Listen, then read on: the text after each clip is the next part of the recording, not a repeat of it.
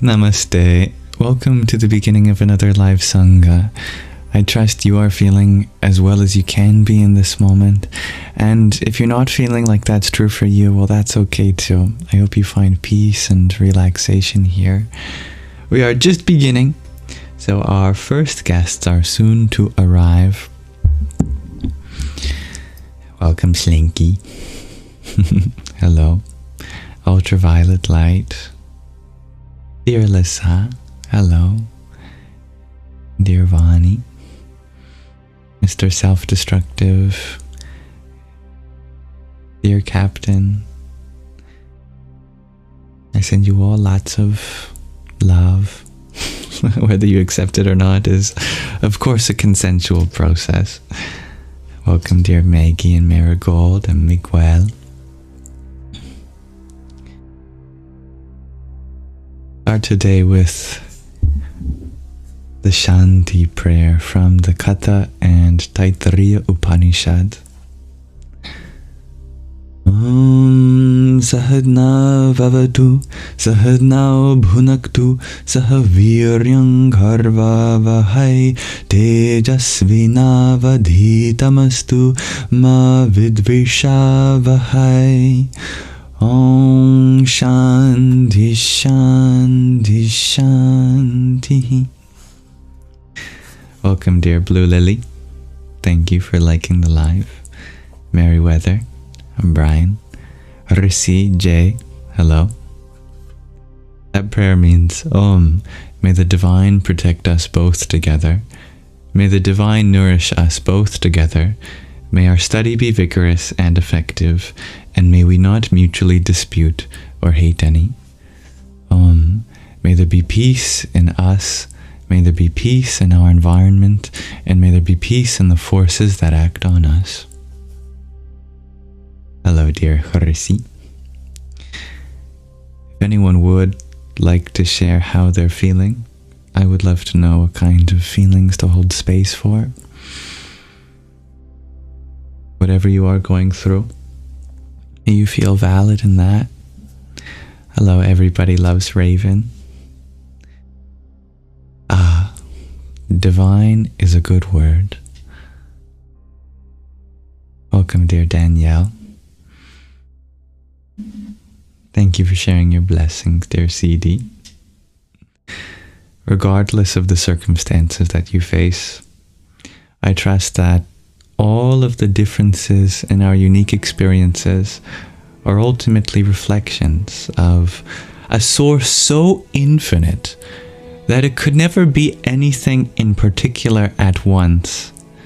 As such, there is space, there is time, and through that space and time lives us as the many, different expressions of the same source. So may we come together as fellow students of life, manifestations of the One, to uplift each other, relate in one another's experiences, and share positive sentiments. Thank you.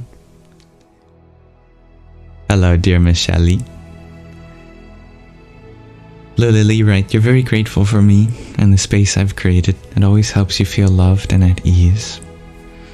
It makes me very happy to hear. And you know, we actually just read a book called In Love at Ease a few months ago. Your comment reminded me of that. Welcome, Dob Darker. Thank you for your heart, me. Radhe, Radhe. Hello, Ragnhildur. Hello, Natalia. And hello, Carol from work. Welcome, one and all. Dear Wellness with Kayla Green, you share you're going through chemo. Do I have any book recommendation for this? Well, I am not a medical professional by any means, but keeping your spirits up is always going to be important, no matter what kind of healing journey you're on. One of the books that I actually recently made a video on, Autobiography of a Yogi, by Paramahansa Yogananda, certainly kept my spirits up. If that book touches your heart too, I would love to hear that. It is a book about many miracles. Welcome, dear Alex and Bloxy. Good evening.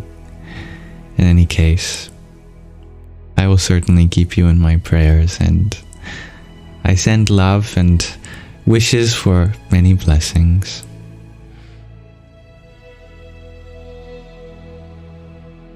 Thank you for sharing the live, dear Ragnhildur, and dear Blue Lily as well.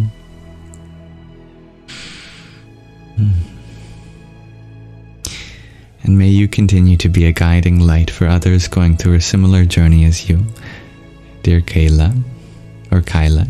You can tell me how to pronounce it, if there's a way you prefer. Thank you, Carol. Yes, we are floating through space. Or is space floating through us?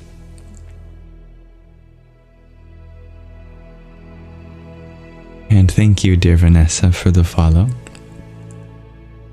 So I'd like to start off our Sangha today, as per usual, with Śrāvaṇa, dedicated to listening, learning from each other, gaining a new experience. There's two things in our Śrāvaṇa I'd like to do over the course of the next half hour or whatever. And then we'll move on to other sections. The first is a show and tell, and then we'll be doing another reading from this other book that we've been reading, Mokṣa, Liberation, a woman's journey to self-discovery and freedom from suffering. I'm glad you liked that, dear Carol. Dear Blue Lily, you've been nervous to share a very overwhelming experience. Well, if you do want to share, I'll be glad to listen and do my best to understand. And sharing vulnerability can be a way of affirming others who go through similar experiences.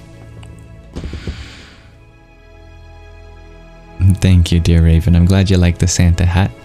Good to keep things festive. Hello, dear Barefoot Lady.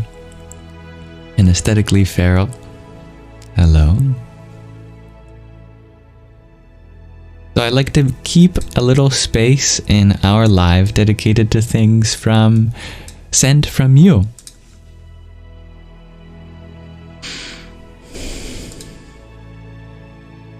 Today for show and tell we have some paintings sent by Gwen, and Gwen keeps it very simple. They wrote, "I just like sharing my art." Well, I like looking at your art, dear Gwen, so here are some paintings that we'll go through together. I'll try to make it cropped in a way that can bring out the best. We start with some fruit. Looks like some plums or related. Hello, dear Chloe. I love the shadows. I think as you'll see when we go through some of these paintings by Gwen, that Gwen has a nice understanding of light and color. Does look really good, dear Sky Guardian. Yeah. You're happy that Gwen shared her paintings, dear Carol? Me too. You like the detail. Hello, dear Marcy. Lucky you, just in time for show and tell. Here is another sweet thing, and that is cake. I like this. That's like a perfect slice of cake. It's exactly what you'd imagine when you think of a slice of cake. Very picturesque. It's very cute indeed, with the white icing and the sprinkles, the layers, and candle flame. In all its simplicity. Cake. Here we have, I'm not sure exactly what this is, but something to make hot drinks. A pitcher. Probably coffee, looks like. Or some other beverage. And I love how, if I'm not mistaken, the glass on the left is transparent, and you can kind of see the transparency of the glass, which is very difficult, as is the glass on the right too. You say wine. That does make sense. Yeah, could be wine. That would explain why the glass in the loft is transparent. Gotta drink wine out of a transparent glass, perhaps. Dear Eclectic votes coffee. We're already into the interpretation of this art. I like this.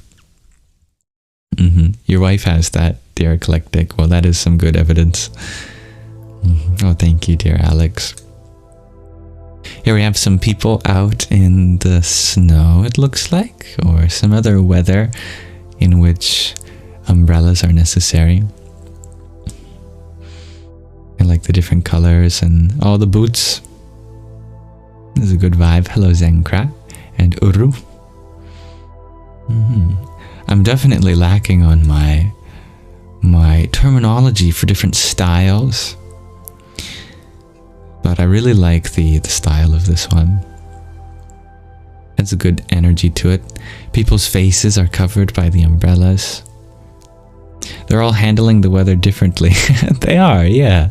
That's a great observation, dear Blue Lily. Here we have, this has got to be a coffee cup. And you can see the reflection in it.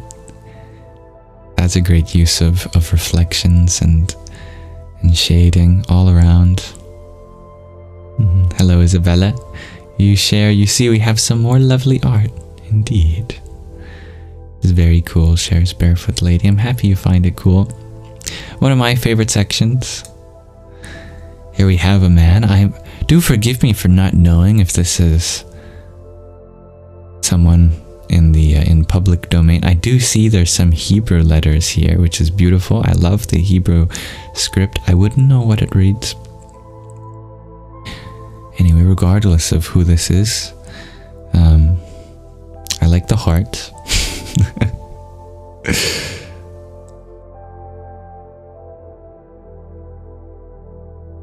You can smell the coffee aesthetically fair in the last one. Yeah.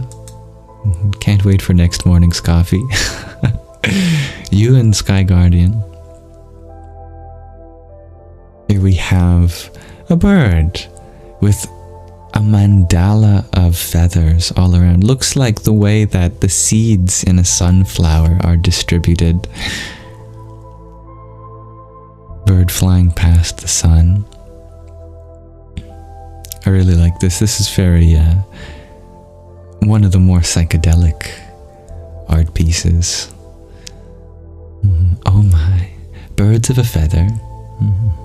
You see yin yang in it. You're welcome. Oh, I'm glad you like one's paintings, dear Carol. Have a nice rest of your day. Beautiful, shares Rhiannon. Follow the sun. I like the quotes. Beautiful and fun art, shares Ragnhildur. Joyful. Yeah.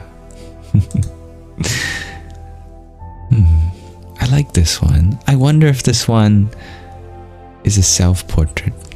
I do not know. It could be someone important in her life or in the world in general. But great attention to detail with the curvature of the light through the lenses. You can see, no pun intended, and great complementary colors of purple and yellow.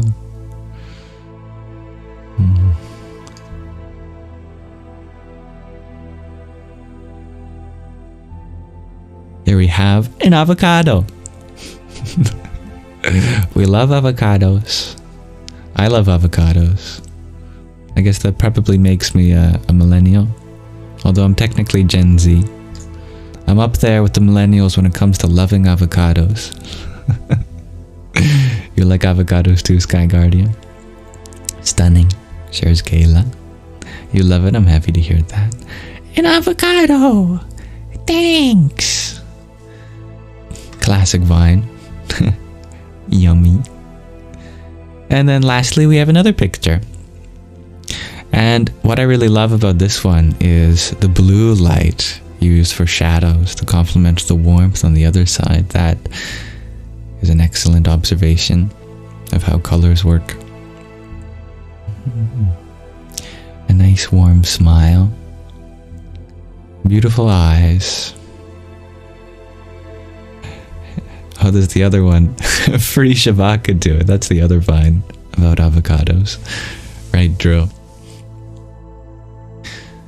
Alright, those were all the paintings that Gwen sent. I'll just go back through them. The avocado. This purple and yellow portrait. This bird and feather mandala. Someone with a Hebrew name. Coffee.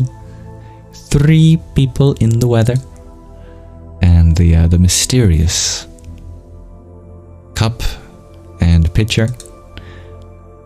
Picturesque cake and some nectarines or other related fruit.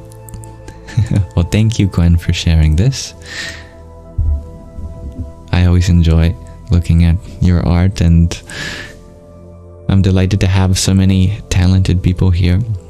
And thank you, everyone, for exploring these together. What a great start to our Sangha today. And if anyone ever wanted to share something of their own, doesn't have to be paintings, could be something else personal to you, do check out the submission form in the link tree in the bio.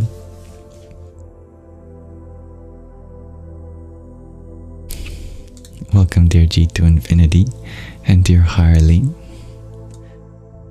And thank you, Drew, for your pair of roses you sent. Om Ganganapataye Namaha.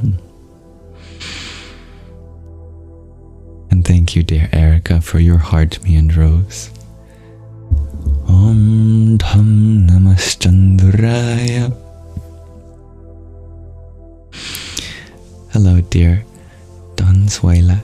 Did you miss the show and tell? I think you might have come near the end there, but not to worry, all of them are posted on my YouTube channel. Dear Drew, you had asked, what does that chant mean? The chant I gave for you? Om Ganganapataye Namaha. Combination of 4 words. Om, cosmic syllable representing the whole universe. Gang is a seed syllable to invoke Ganapati, which is the presiding divine form of that mantra. The form of Ganesha, the elephant-headed god who is revered as the remover of obstacles. So Gang is kind of his sacred sound that represents him. Ganapataye means to Ganapati, Namaha, salutations. Altogether, it's used to invoke blessings in removing obstacles on the path and invoking wisdom.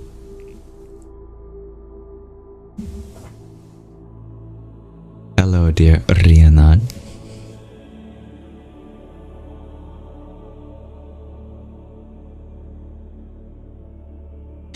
And welcome everyone who joined while we were going through that show and tell.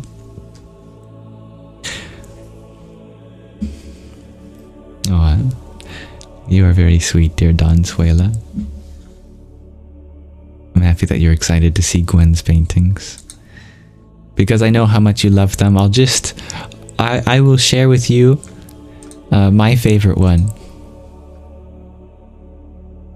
and you can find the rest online.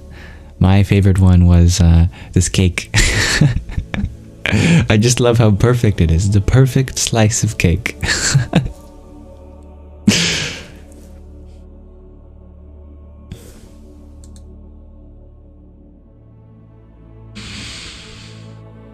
Now we'll be reading from a section of our book, Mokṣa, Liberation, in just a moment to wrap up our Śrāvaṇa. Then we can really dive into the Manana section, dedicated to Q&A.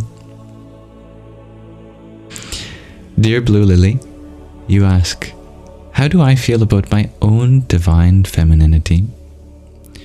Well, I was sleeping on it for much of my life until I began to realize that femininity does not necessarily have to do with being born female. The fact that all of us are born from our mother means that all bodies carry the feminine essence with them.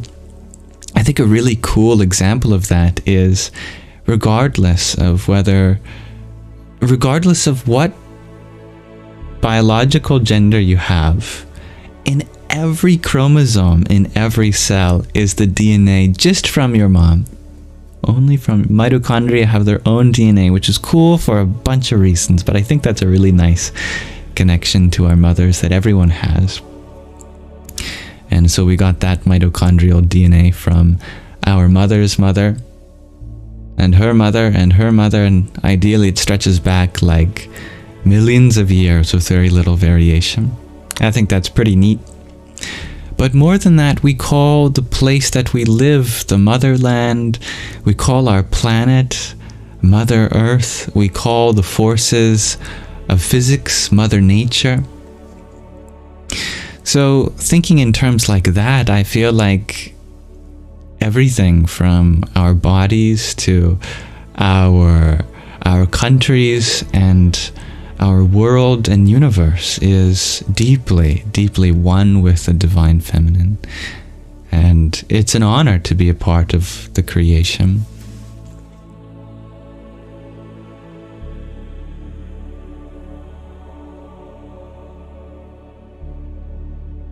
That makes me happy to hear, dear Phil, or Phi. I added the L to the other part of your username to make Phil, but Phi Linker is your name. Much love to all mothers and others empowering their divine femininity. Indeed. Dear Ragnhildur, you share in Iceland, you say the fatherland. Very interesting. That's cool. I've never heard that before. But I like that too. Thank you, dear Dolly. Welcome. Hello, dear Nikki. You're having trouble sleeping? Well, today was supposed to be... No, wait. Yesterday was supposed to be ASMR Sunday. I didn't go live. Anyway, I hope you find relaxation here. Dear Uru, you share in Germany and Swiss too. It's also the fatherland. How interesting. Well, thank you for teaching me something. I love to hear that, dear Dolly. All right. Speaking of the feminine, let's continue where we left off in this book about a woman's journey to self-discovery and freedom from suffering.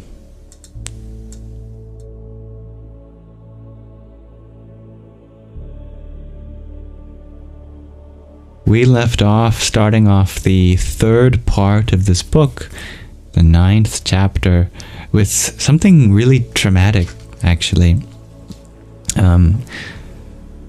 This book is fictional, but it is based off of real things that happen. And what had happened was, it seems like our protagonist associate, Pepe, had been found to be in a murder-suicide investigation where he had taken his own life and the life of 5 girls, little girls that he had been taking care of because they had been abused by their families in India. But turned out that it was actually being framed by the village, and so it wasn't truly Pepe who had committed such a atrocity, but rather it seems to have been orchestrated by some evil organization called Gerhardt Industries that our protagonist has ties to, being having the CEO's son as a husband until he had passed away too. Anyway, our protagonist had lived a very challenging journey so far. Nonetheless, I hope this reading relaxes you and awakens your heart in other ways. So we're starting the 10th chapter today. I tried to remember the faces of the little girls whose names I learned only after they had been murdered. I had been indifferent to their fate. I'd been narrowly focused on Pepe's motivations in caring for them more than he cared about me. I had not paid attention.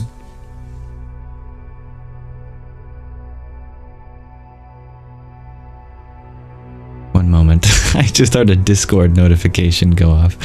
I want to make sure that no more notifications are going to go off. There. It's late and I can't sleep. I rise, float down the stairs and enter Pepe's room. I throw open the trunk of costumes and, laughing, try on the hideous mask of the angry goddess with a bloody tongue hanging down between sharp incisors. I don the unruly headdress of shiny black plastic curls and struggle into the blood-red sari sewn like a dress. I reach for the sword snug in its hiding place and remove it from its sheath. I swung it around in a figure 8 like a samurai warrior. It is surprisingly light. I place it back in its sheath.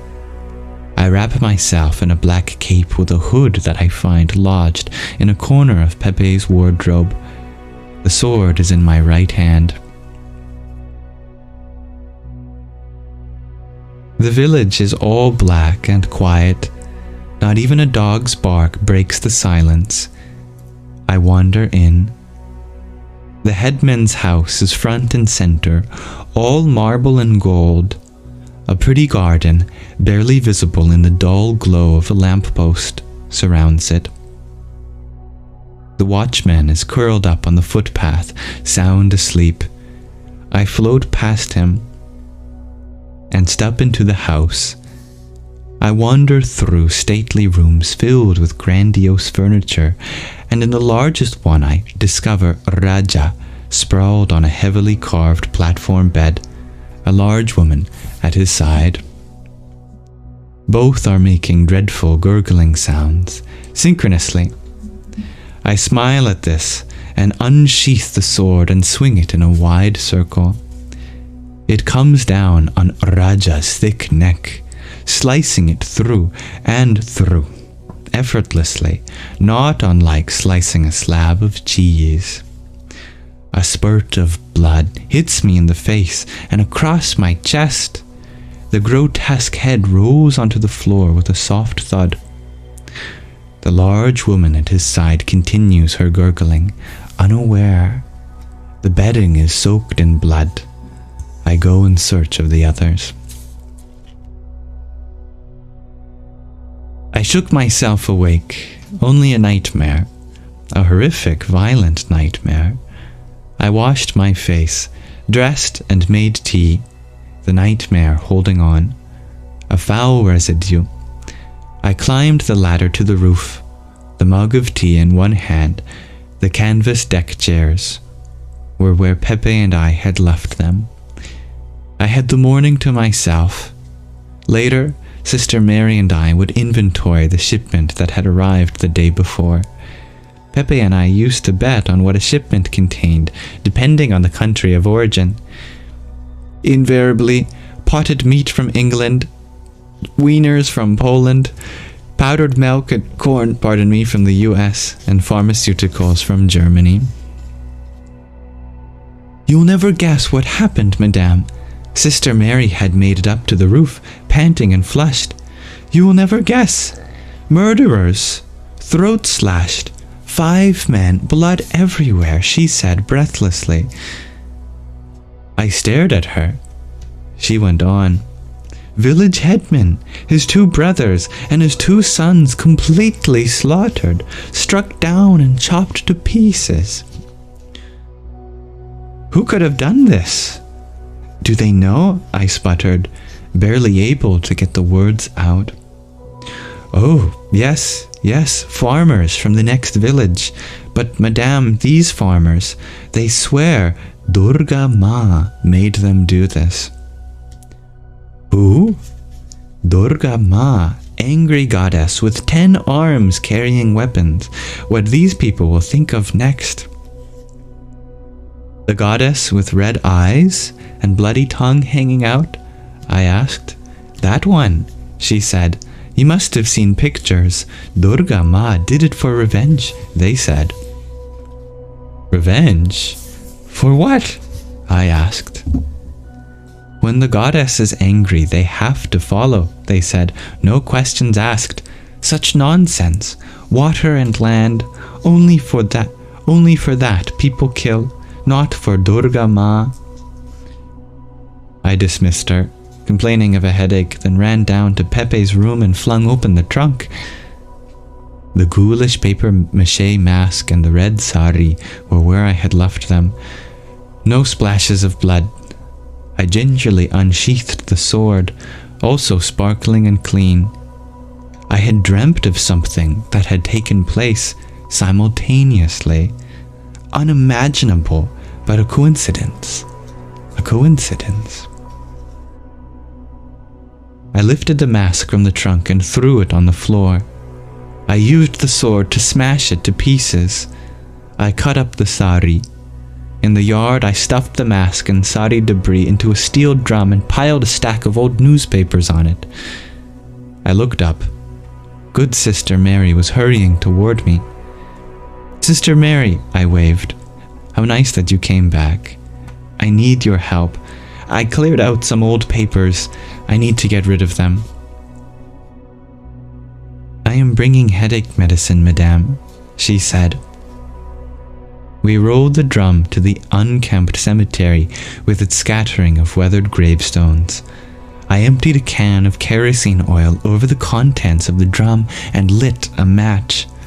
I stared at the flame shooting up, remembering the times Pepe and I had done this in this exact spot. "You can go, Sister Mary," I said. "Thank you for the aspirin. I'll make sure this fire is out." I stared into the fire. "Oh, fire, like a boat on a river, take us across. Let our sins depart from us."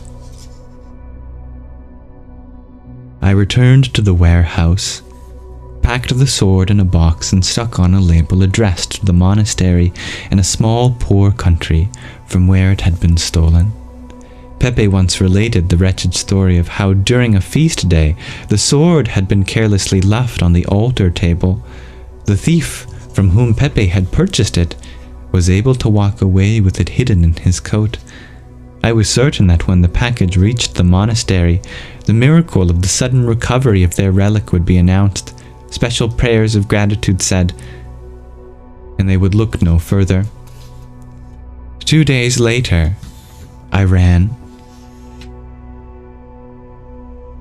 That's the end of the 10th chapter, but not the end of our reading, as there's another level of this story that takes place at the level of gods and demons. Here is the story taking place from the demon's perspective. The Gerhardt Industries New Year's Eve party was in progress. Glasses tinkled. Tinkled. Champagne flowed, artful fireworks decorated the sky. Herr Gerhardt, archdemon, presided over the head table. On his left was his wife, the 5th Frau Gerhardt, a plump blonde Fraulein with a round face, beady blue eyes and thick blonde braids across her head, a character out of Grimm's fairy tales.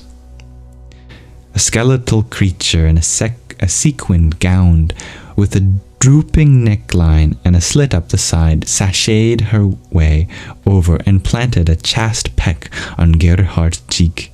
His pudgy, sweaty palm found the slit in the silvery sheath and made its way up the thigh. I'm not sure if I should read what happens next. It's definitely kind of harassment, and I don't want to trigger anyone without warning. The Fraulein did not notice, and she seemed anesthetized.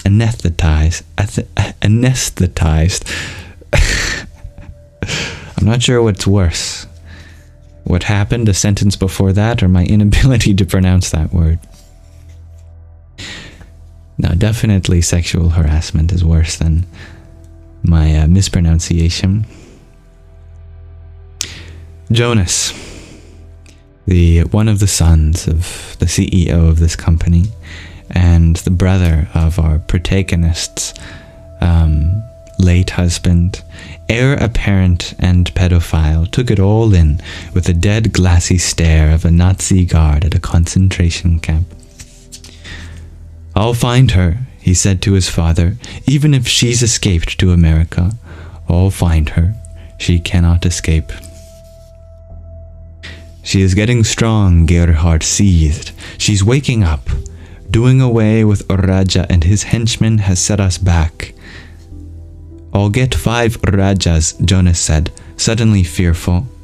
"Plenty more where that stink comes from. He is no big loss." It was a minute before midnight, and the countdown had begun to the blasts of party horns, cheering and whooping. "You find her," Gerhard banged a fist on the table. "Now!" 5 seconds to the new year. Black and gold confetti wafted down from the ceiling. Fireworks shot into the skies, and Auld Lang Syne was raucously belted out. In the flickering light, Jonas caught a glimpse. His father turned demoniac. The Fraulein stared ahead, unblinking. That's the end of our reading. This book certainly has its dark parts, and fortunately, there is much more in the chapters coming for us to be led to resolution, and our dear protagonist awakened to her true self as the mother of the universe. I hope these dark passages do not alarm you, and if there are any parts that do, you could let me know, and I'll happily provide space to talk about some of these themes. But I think it's good that such a raw book authentically describes things that genuinely do happen in the world, and how these things are attended to is an important discussion, always. Nonetheless, I can be more careful with some trigger warnings, for example. But thank you all for listening, and I look forward to continuing where we leave off now next time. But that concludes our reading and our Śrāvaṇa. It is unsurprising that the live got restricted while we were reading, and it's okay. Very understandable. We might have a slightly smaller audience, unless the restriction lifts or I restart the live later. Anyway, welcome everyone who joined while we were reading. I'm going to transition scenes now to our manana.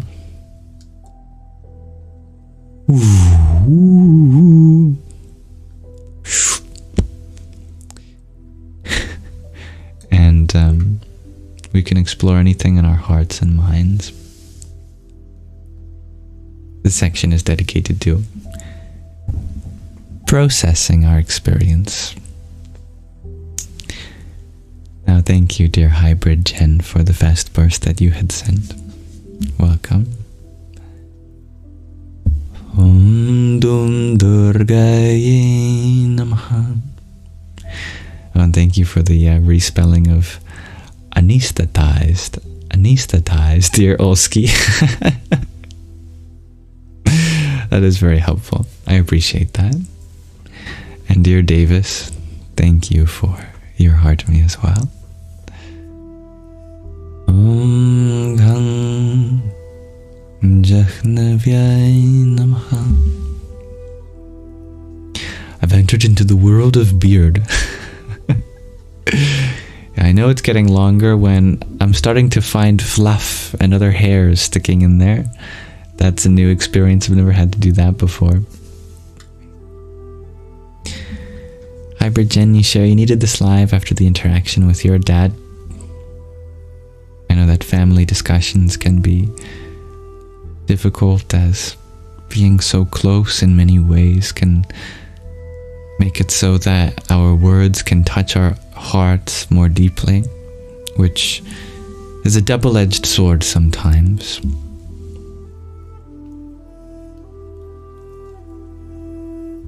Thank you for sharing the live, dear G to Infinity, and dear Oski for your follow.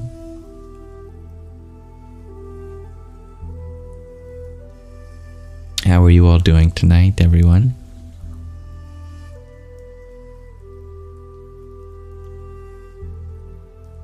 Thank you, dear Erica. Thank you for your fest burst and rose and ice cream cone. Om Kring Kalikaye Namaha. Welcome, dear Limitless and Lisa. I'm doing well. Thank you for asking, dear Anna.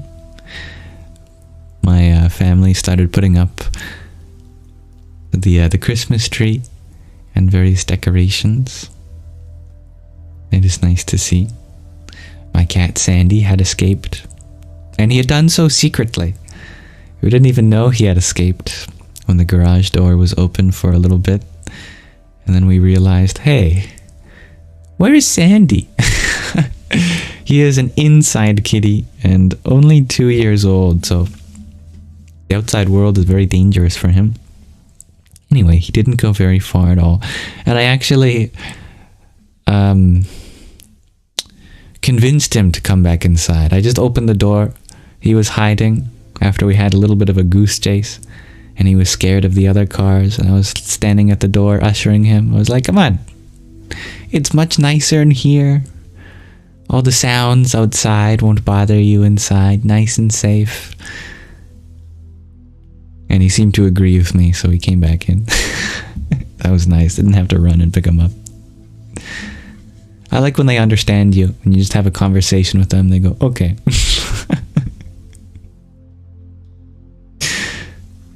Thank you, dear native girl, for your heart me. How are you? And Hare Krishna.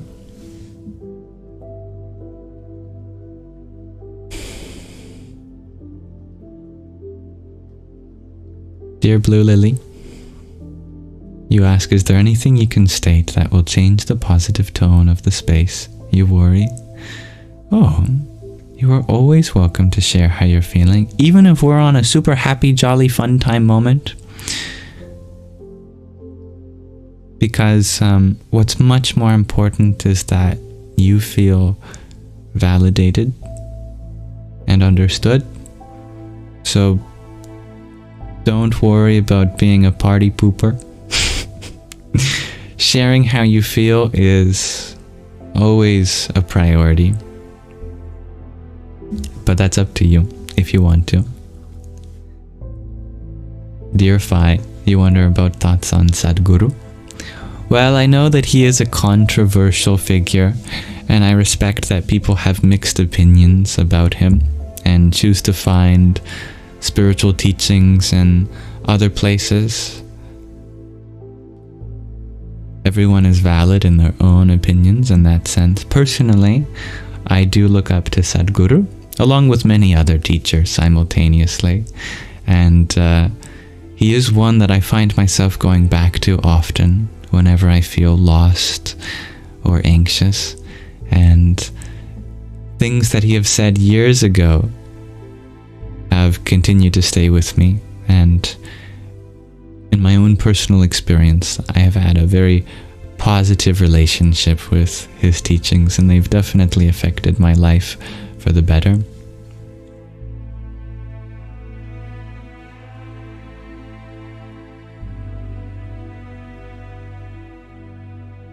Thank you, dear Kev, for the heart me you had sent.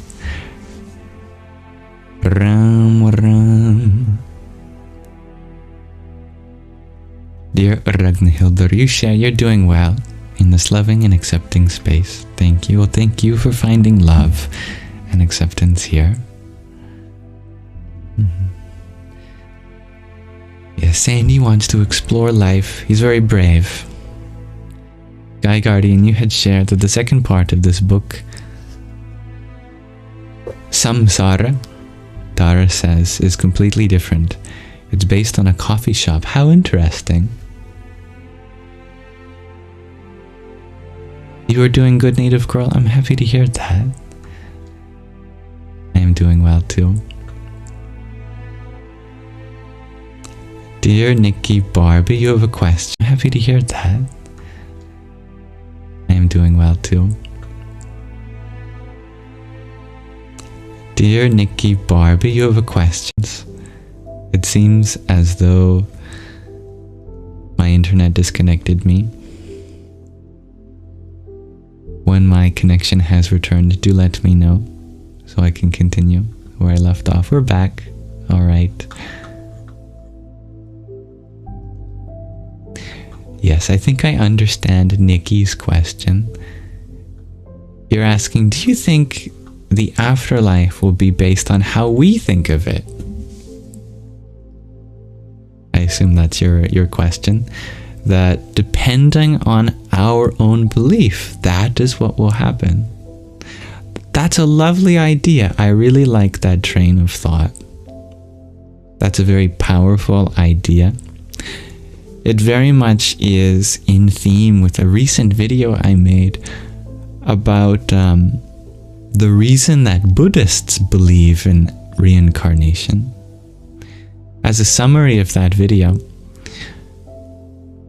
the idea of having the right view in Buddhism, for example, which I think is very appreciable from many different contexts, is that one should believe in whatever brings the most peace to them. And I like that idea.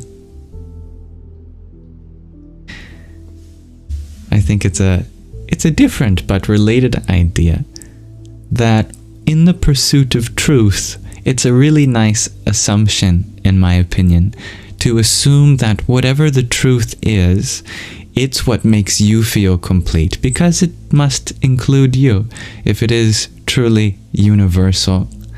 And so I like that. So yeah, I wouldn't recommend thinking about something terrifying, believing in anything that's going to take away from your ability to find peace. There are, of course, uncomfortable truths, and a lot of that discomfort comes from adapting to a new perspective. But the highest perspectives, in my opinion, are always the ones that bring about the most peace. And I respect a wide variety of viewpoints surrounding the afterlife. And the idea that you have a choice in the matter, I think, is a beautiful and deeply peaceful idea too. I love that.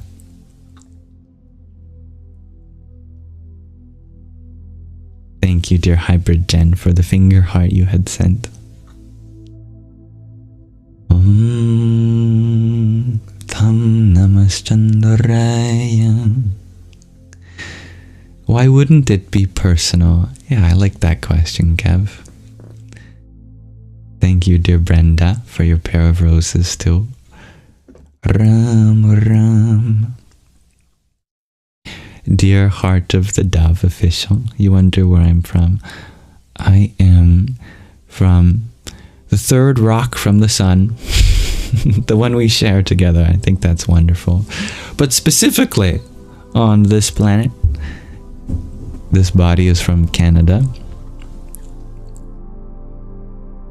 Dear Millie Milagros, you ask, would I recommend IFS therapy? I'm not sure if that's a particular kind of therapy. Let me see if I can or if it was something else you were typing. Internal family systems therapy. Oh, yeah, I am familiar with this. I actually had a therapist that did this technique. My most recent one. Yeah. I found it really helpful, actually. Yeah. If I'm not mistaken, the idea is that a person is not just one idea. We are all made up of many different moving parts and pieces. We have an internal family system. And so what my therapist did was that we'd have those parts communicate to each other. You could imagine that there's a vulnerable part and a courageous part. There's a part that is selfless, and there's a part that is kind of seeking shelter. You know, whatever is necessary for what you're going through, you can conceptualize that there's a part of you that needs to communicate with another part of you, and so you help those parts communicate. And I found that really beautiful, and it really helped me. If you're interested in trying it out, yeah, I would recommend trying it out. It is standard therapeutic practice for you to stop anytime you like, so there's no need to commit to any modality. There are many kinds of therapy, and people who are interested in getting therapy, I definitely encourage trying others out if one doesn't work for you.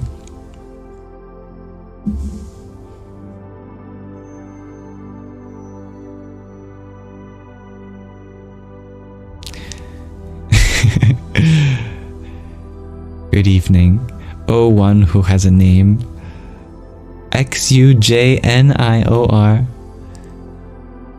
I would have to have a lesson in how to pronounce your lovely name. Junior. Something like that. Much love, dear Limitless.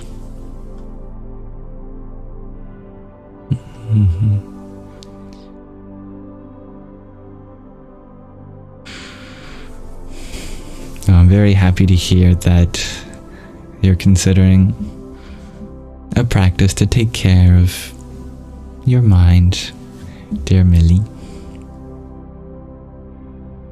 Always worth a shot. You're worth it. Thank you, Hybrid Jen, for your trio of roses. Radhe, Radhe. Dear Blue Lily, you found out something happened to you while you were young that you repressed that hurts to remember now.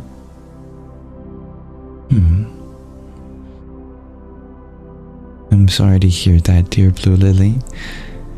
I can certainly understand, given your last messages, how this was something overwhelming and worried about sharing. It's good to speak up about things like that if you feel like you're in a safe space to do so.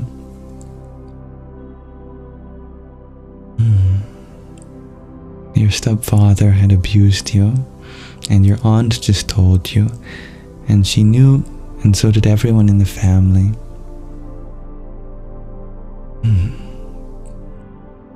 I can only imagine how difficult it is to find out about something like that and have maybe various memories come to the surface. Yeah. I imagine there's many different emotions and feelings surrounding that. I know that many people in your situation would be feeling confused, angry, frustrated. You know, why now? Why then? Whatever you're feeling, is completely valid and understandable in the context of your life. I'm sorry that happened, and I'm here for you in the way that I can. I see many other people in chat are here for you too. Makes me happy to see. Being able to empathize with him is probably very confusing indeed. Yeah, but empathy is a beautiful thing. And being empathetic to your inner child as well, super important. I hope that the age that you are now has given you a lot of time to be able to process these things and tools to be able to do so. It's no surprise that when these things happen to children, we repress them because we don't know how to wrap our minds around them. And it can take a long time for us to be able to do so. So it's good that you're at an age now where it'll be easier. Still not easy, but less difficult than.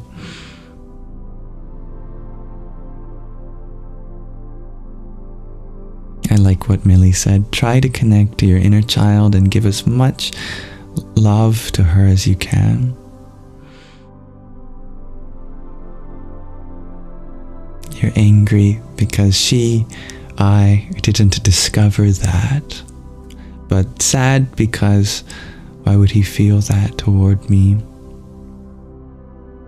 That makes total sense. Yeah.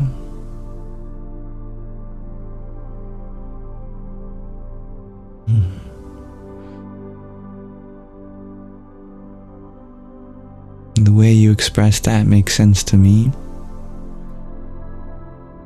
You certainly have every right to feel confusion, empathy, anger, sadness, and everything in between and beyond.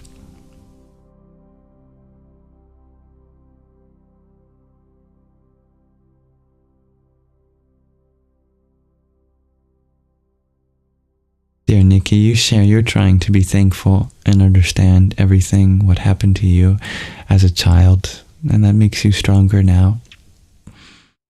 That is a beautiful perspective. Blue Lily, you share your mother hid it and you're unsure why. Yeah. I would feel unsure too if my family would hide these things from me. In their perspectives, it could be they had repressed it too because they didn't want to believe it. And that could be really frustrating. You share that she must have had a reason, but she's gone now, so you'll never know. There are some things that we may never know, but if we search our feelings, I think there are lots of parts that we can begin to understand too.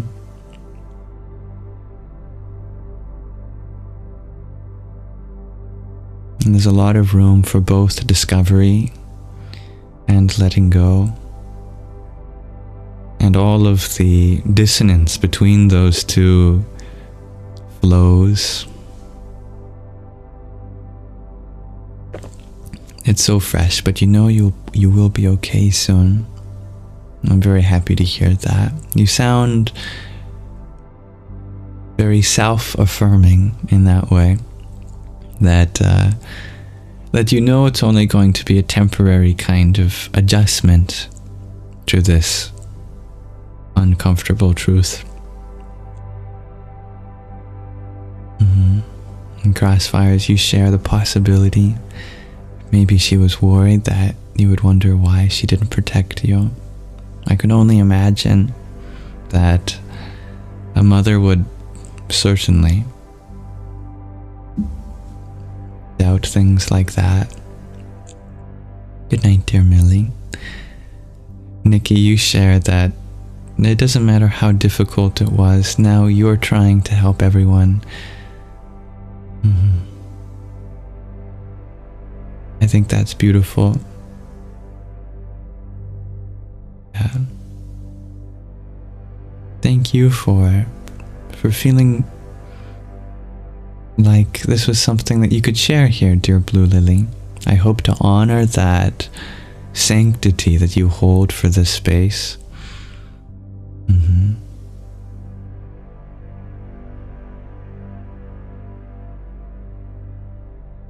And if there are aspects of your journey that we can explore together in the ways that I can relate with or try to empathize in, then that is my duty as a fellow human being for you.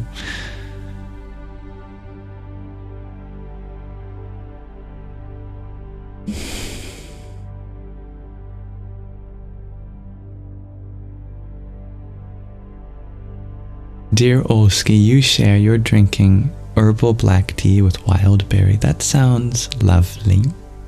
Delicious. Dear Blue Lily, you share you're very privileged to have the amenities available to you.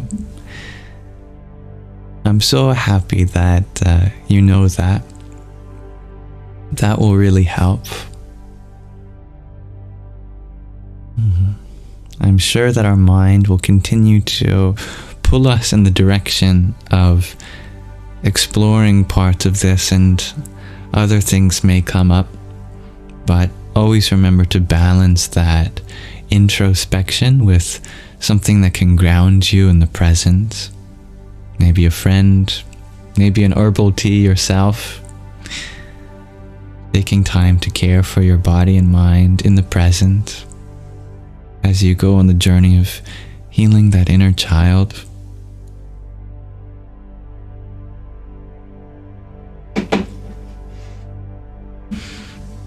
I am drinking water with lemon juice.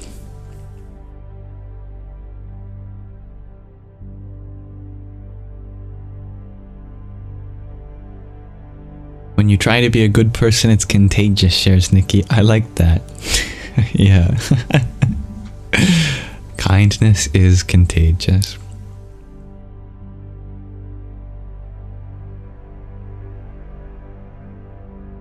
You're all about this tea game now, shares Olski.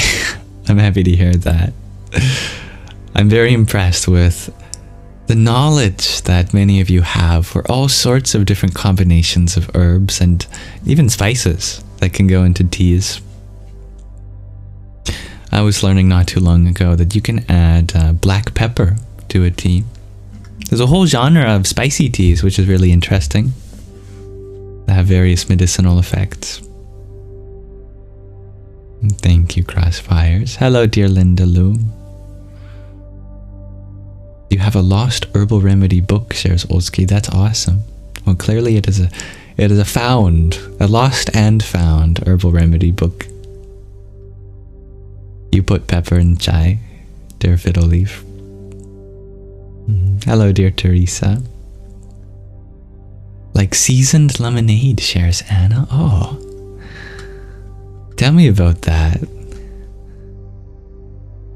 What kind of seasons can you add to lemonade? Thank you, dear Bob, for your pair of roses that you sent. Om Shri Mahalakshmi Namaha. And dear Scott, thank you for your fast burst. Om Namo Bhagavate Vasudevaya.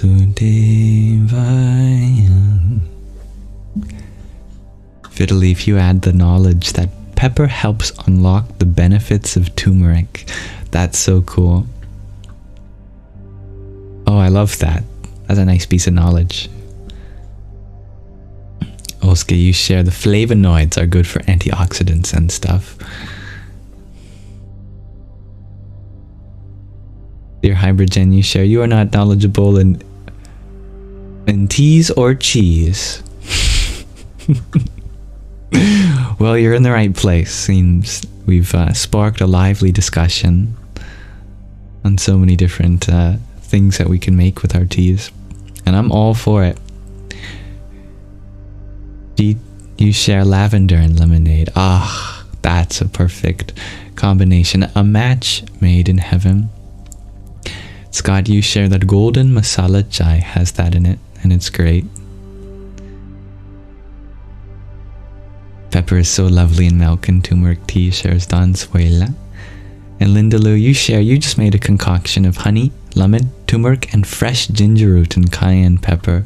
That sounds divine. Oh, you don't know about the seasons you can add to lemonade, dear Anna. You think it may be good? Oh, I trust your intuition. Blue Lily, you share ginger shots with turmeric and cayenne have been your daily for 2 years. I'm happy to hear that.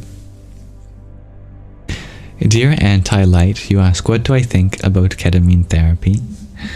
Well, I'm not super knowledgeable about it, but I have heard that scientifically there has been many clinical trials that show a lot of positive effect. It seems to be really helpful in treating things like anxiety and depression when done professionally in environments where you have a medical professional that can administer the right doses in places where that's legal, for example.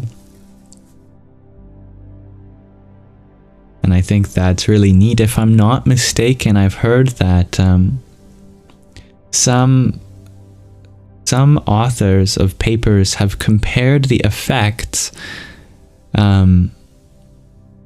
to years worth of therapy and antidepressants done over just a few, what I don't know what you call it, doses.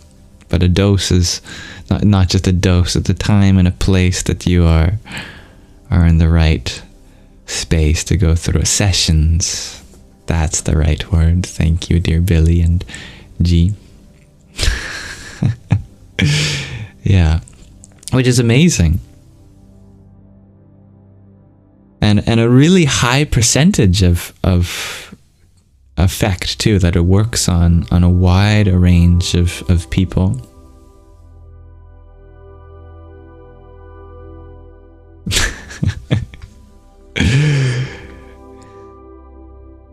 That wasn't the term I was going for, dear Olski, but I appreciate your mischief.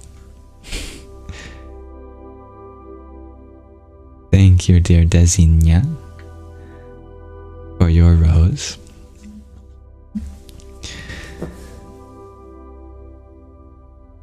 Obrigado. Om Namah Shivaya. And dear Tatvamasi, namaste. Thank you for your quintet of roses. Dhanyavad. Jaya Sachit Anandam.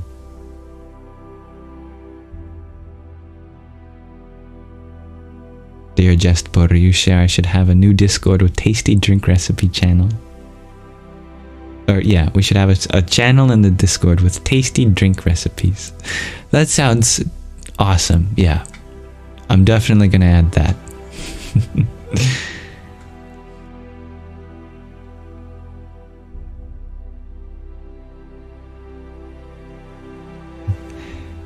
Dear Anna, you share salt, cumin, black pepper, garlic powder, fresh herbs, olive oil. You can really drink that. That sounds lovely. Strung by Stacy, you share, you just realize if you reverse evil, you live. I love that. What's the opposite of a palindrome?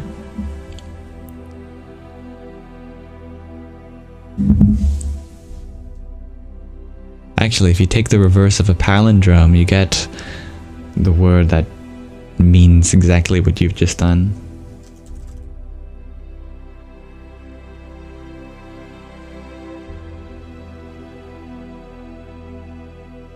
An amordnilap. That's right, an amordnilap.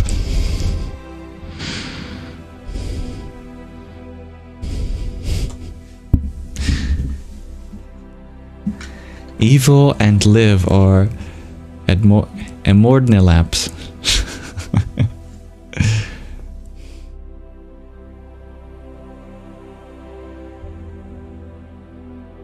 And Hybridgen, you are sipping your vanilla coffee with synonym. Nope, I mean cinnamon. Synonym.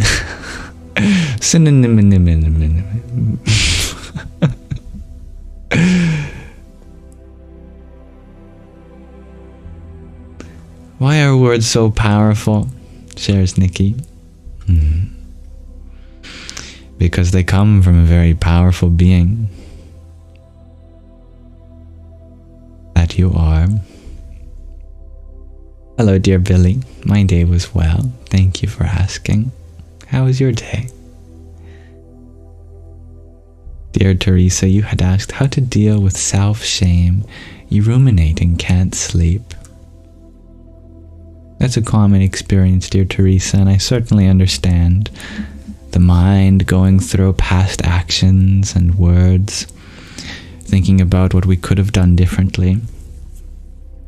It's no doubt a learning experience when we go back with our mind on things we've done in the past. But time and place. If you want to make mistakes, sleep less than you should.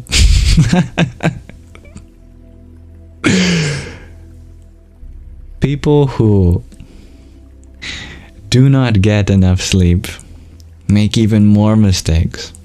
So, if your rumination is based on the idea that you don't want to make the same mistakes, then the best thing you can do before bed is leave it aside.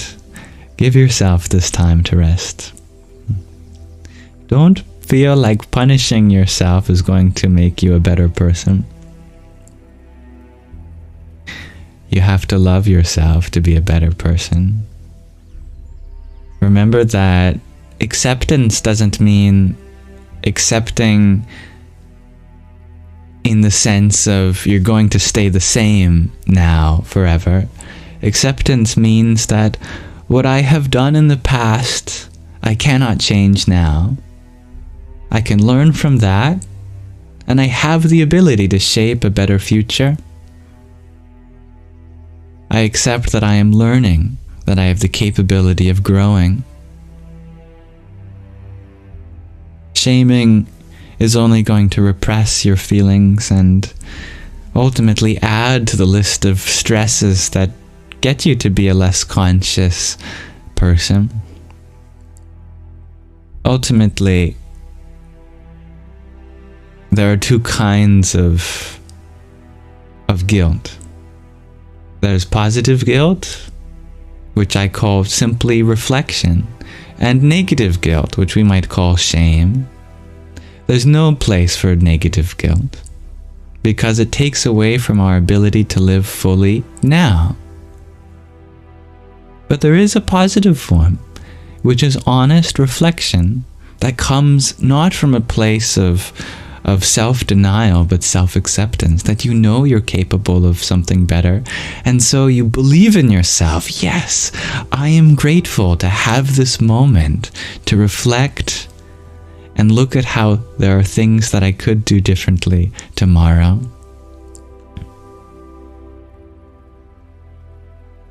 And sleep is going to provide me with the rest I need to be able to take on tomorrow.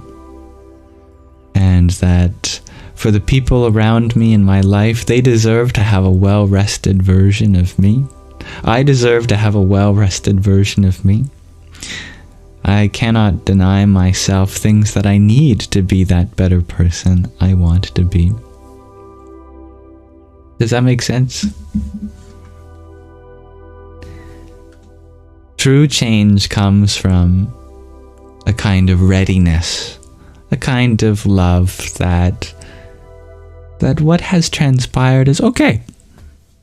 We don't get to change the past now. We don't get to choose how the past could have gone differently. But we do get to choose how we are in this moment.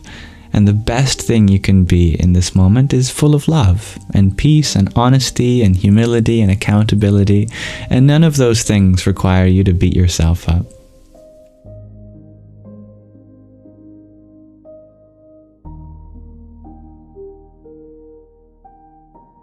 And I'm a little late, but hello dear user 886. I'm happy that my bench video struck a chord in you.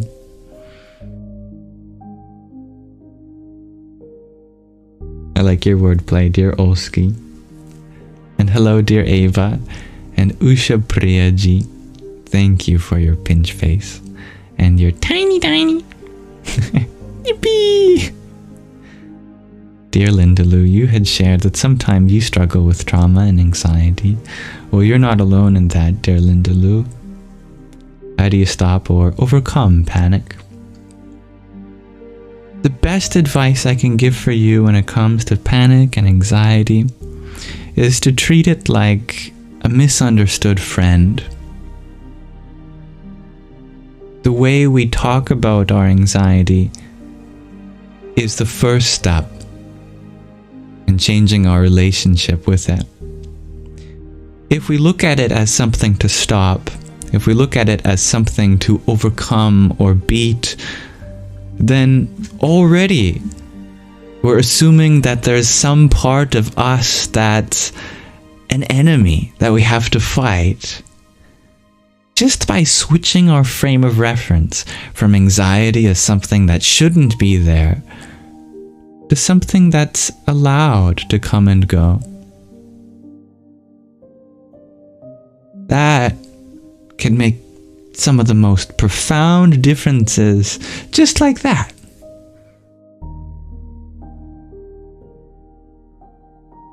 And secondly, as you have already done by sharing that question with us, having someone to talk about it with, really helpful too.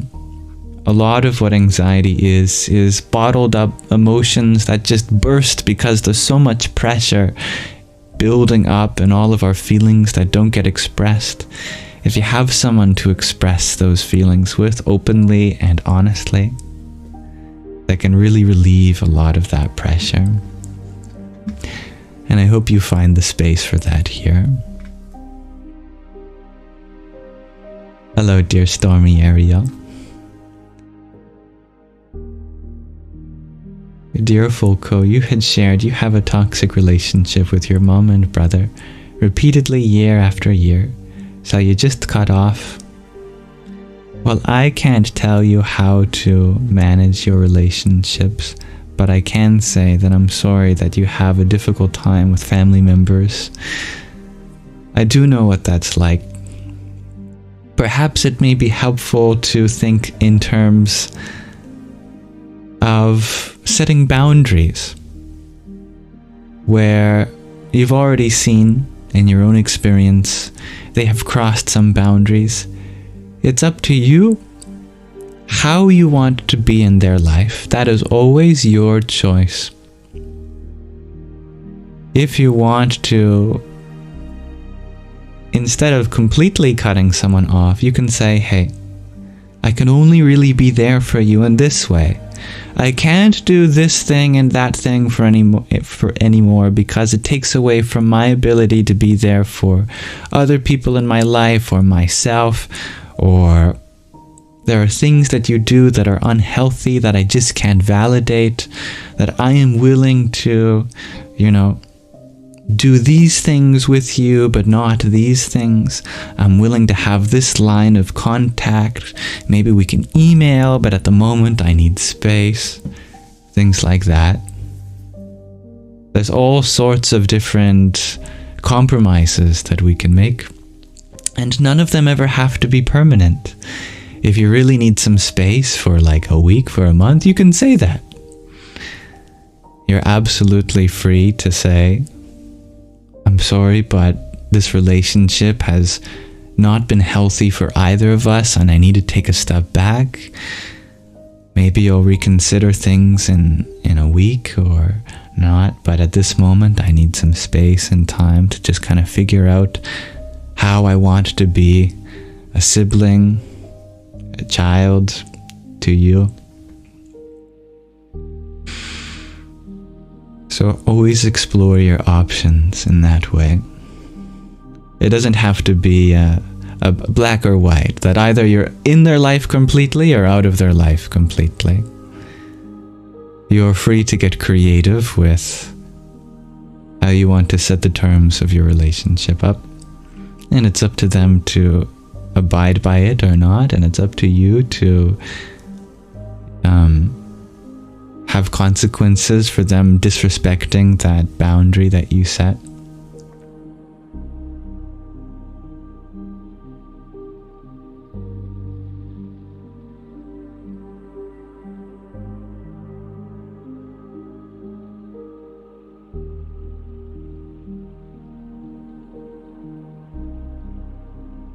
And thank you, dear Yeshua, for the rose you had sent. Om Namo Bhagavate Rudraya. Hello, dear Karen. You share you're an overthinker, anxious, lost, and so deeply sensitive, but you feel good to be here. I'm happy to hear that.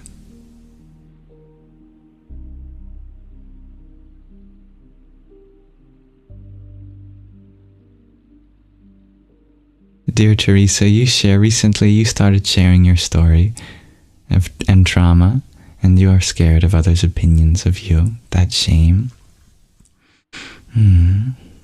That's very understandable. Yeah. You've come a long way so far, but always remember who you're telling your story for. Not for people who judge you. Not for the people that have traumatized you or are unwilling to accept your story as a part of life. You tell your story for your inner child, for your inner self that never got the chance to be heard.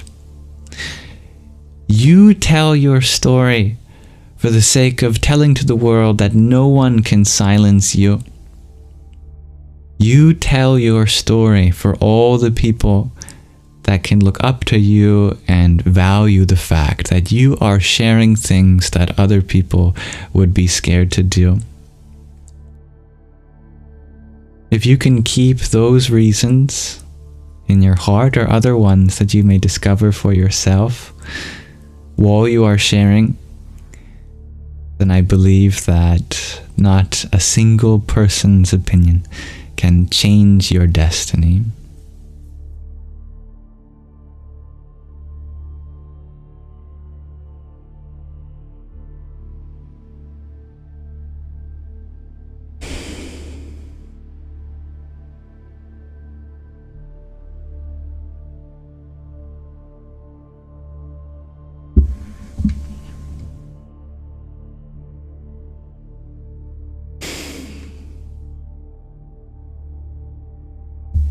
And dear Billy, you prefer to use the words helpful and harmful rather than good/bad or positive/negative. No shame. I like that. Yeah, helpful and harmful.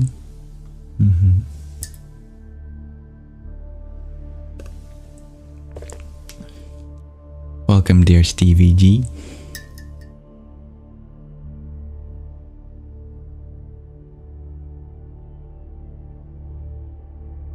Oh, thank you, dear Anna. And thank you, Hybrid Jen, for your rose and perfume. Om Namah Parashaktaye.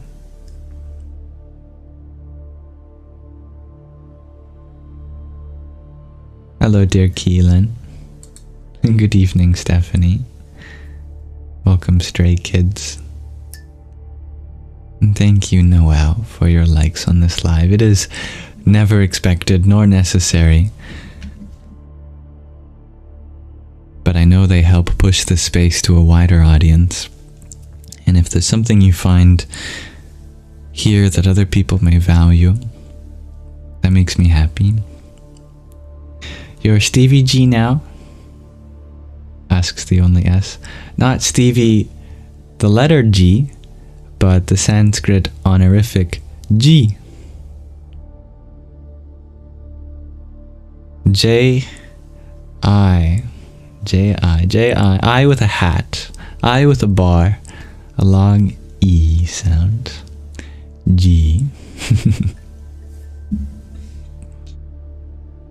Dear Keelan, you just went through a breakup. Please give all your best advice. All my best advice? Alright.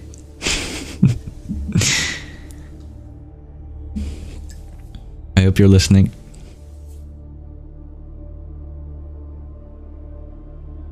Number 1. This isn't a breakup per se.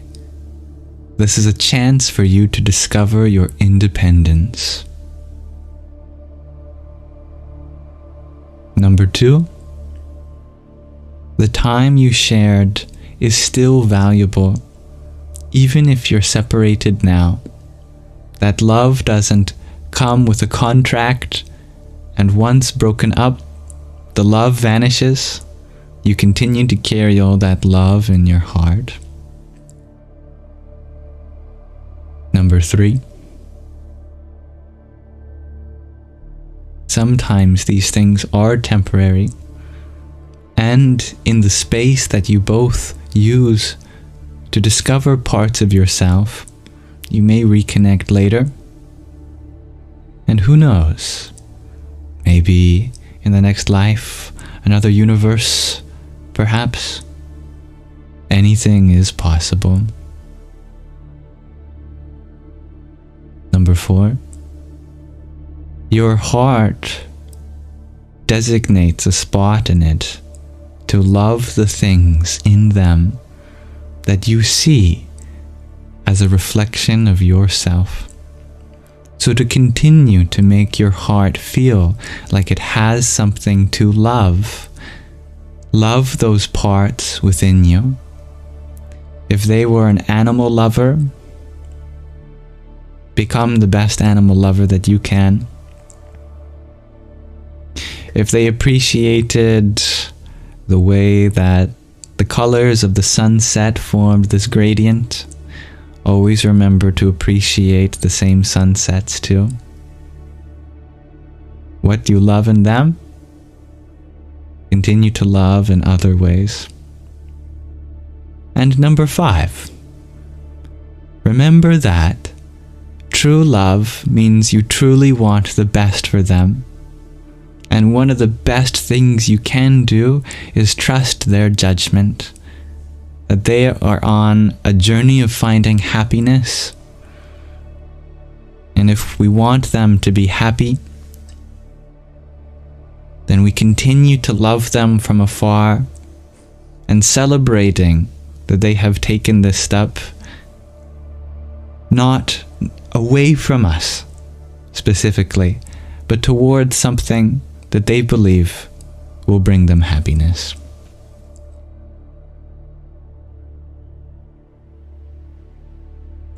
Those are my top 5 pieces of advice for a breakup.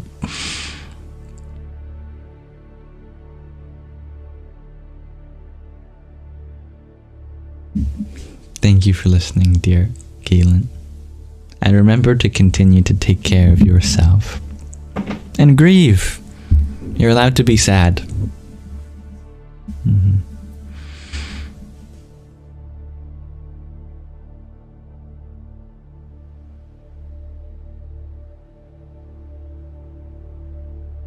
Dear Stevie G, you ask, how do I know when to take a break from dating when you still want it?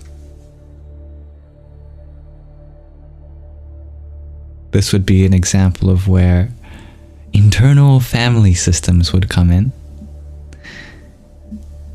That you have a part that maybe it's different for you. The reason that someone may date can vary. Ask yourself, what part is that for you? Is it because you want someone to love? Is it because you want to be loved? Is it because you want to share an intimate connection? Whatever that part is within you, acknowledge that. And then there's another part that clearly has acknowledged there's a time and place for that. And sometimes it's good to just focus on ourself. What part is that? Is that a part of you that feels like its duty is to ensure that you're giving love to yourself, that you're receiving love from yourself and sharing an intimate connection with your own body and mind? Every part of you is valid. They just need to communicate. You could even use a kind of meditative state to help you with this, where you externalize and visualize these parts of you and be a moderator between these two parts. Have them assess the pros and cons of the situation. What does that one part of you that wants a relationship have to say to the other part that doesn't, and vice versa? Is there any animosity between these two parts? Is there any understanding? Are there other parts that may get in the way?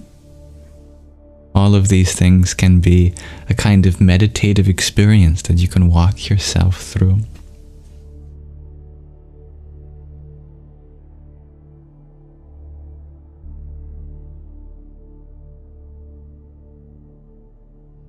And thank you, dear Talitha, for the heart me that you sent.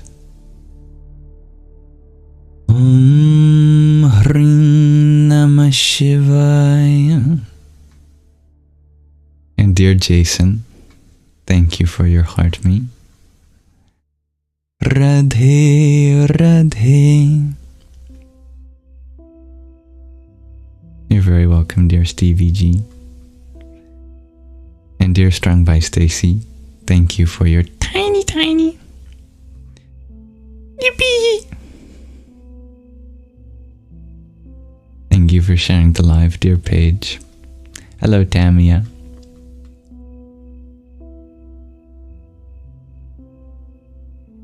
Oh, it's beautiful, dear Strung by Stacy. All this time you longed for someone to love you, and you were with yourself the whole time. And hello, dear Paige.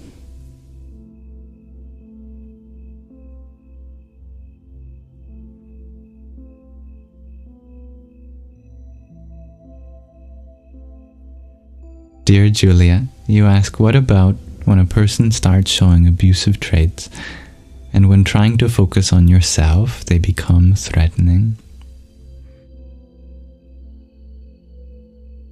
Then certainly there sounds like, at the very least, there should be some communication.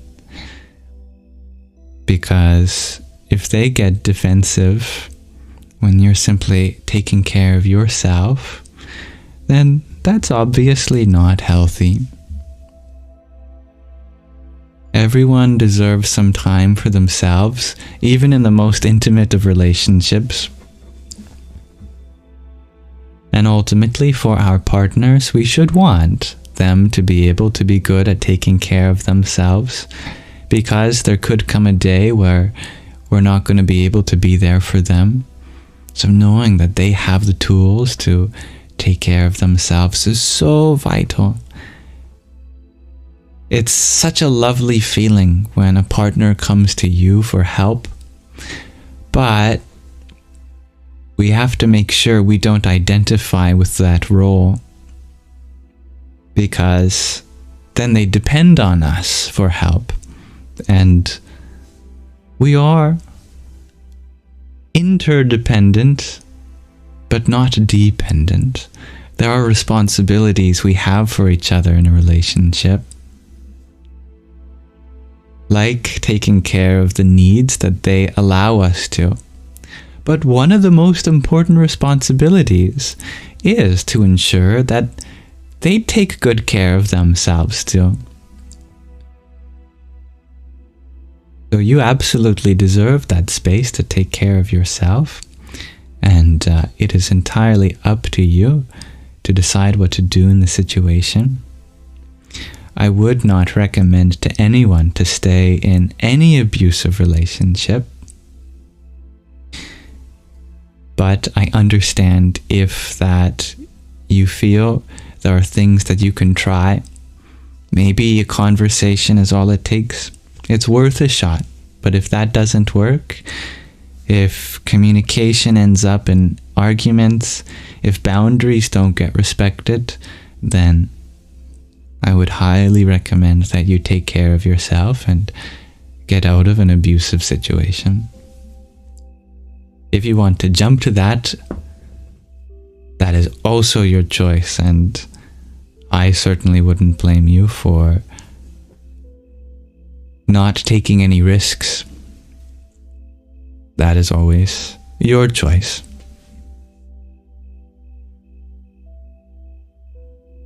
I hope that makes sense, dear Julia.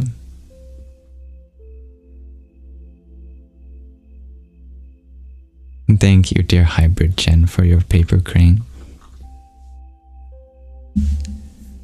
Om Braum Hanumate Namaha. No risks. I respect that. Dear Billy, thank you for your quartet of finger hearts as well. Ram, ram.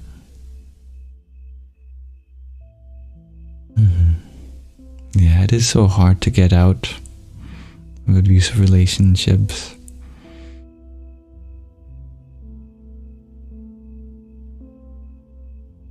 Good to be honest with yourself.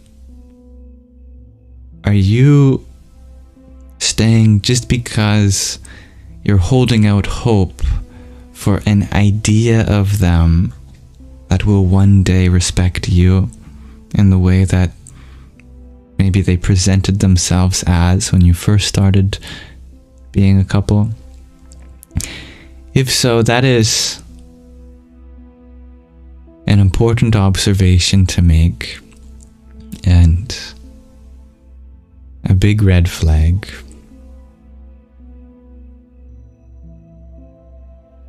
Even if they're making an effort, sometimes it can be too little too late.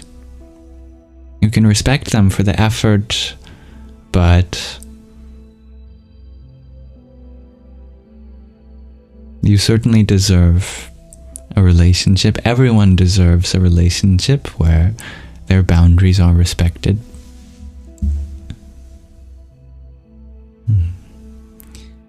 That's very honest of you, dear Julia.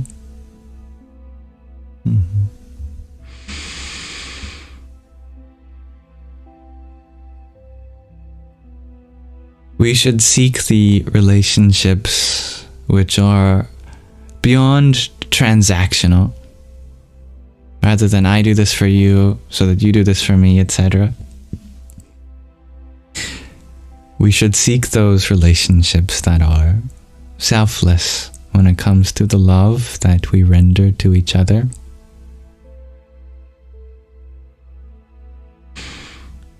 It can feel really good to accept a lot of things from others, like gifts, but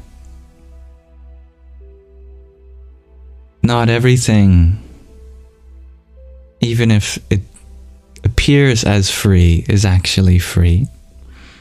And sometimes the price is that it comes with expectations, and that's not healthy. If you have a partner that's very giving and giving and giving, that's lovely. But if they give with the expectation that they're going to get something out of you, then that isn't love, it's a business.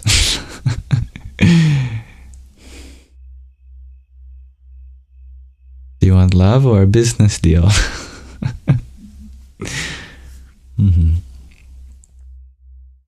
Yeah.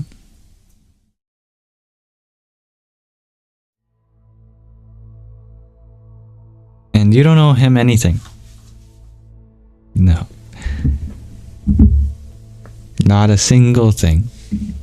You can never go in debt to someone who is abusive. No matter what they have done for you, that's good. As soon as there's any abuse, you have zero responsibility to pay that back in any way.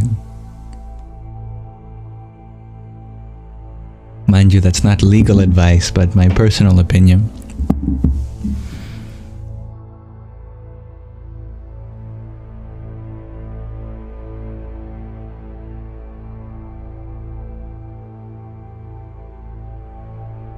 Dear Mariham, I am drinking water with lemon juice in it.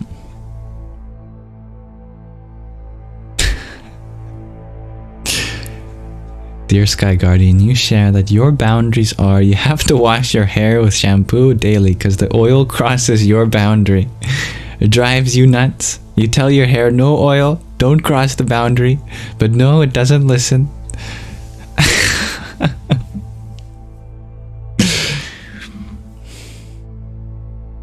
Well, you can't exactly set a boundary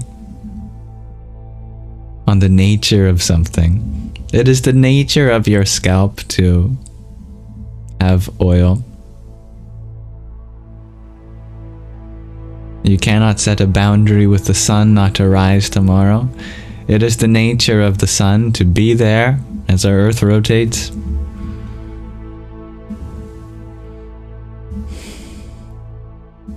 But that's a great point, that we have to know where we can set boundaries. Unfortunately, a lot of abusers use the concept of boundaries in a way that doesn't actually make all that much sense. You may say, you've crossed my boundary, but they'll say in return, that's because you crossed mine. But that's not how boundaries work. If you were simply living in your nature, and they had drawn their boundary around that, and the problem is that they've set a boundary where it's not their duty to. Just like countries drawing borders over top of each other, where there's already sovereign territory. Unfortunately, it's all too common in the modern age. One country goes to war with another. First country says, why? We haven't done anything to you. Second country says, you were crossing my boundaries. First country says, no, my boundaries have been established for a long time here. It is you who drew your boundaries over mine and then claimed to have crossed them. I think this analogy is helpful in relationships too. That we can't let other people draw their boundaries over ours. Like, you can't have a boundary that your boundary is that another person has to do something for you. That's not a boundary. Your boundary can't be that another person isn't allowed to be who they are. That's not a boundary either. Boundary sets up the sanctity of one's individual body, mind, personal space, possessions, things like that.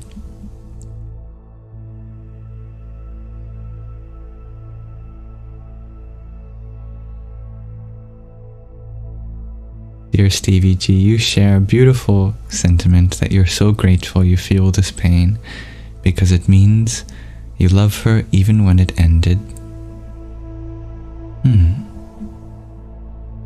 I see what you mean. That is very beautiful.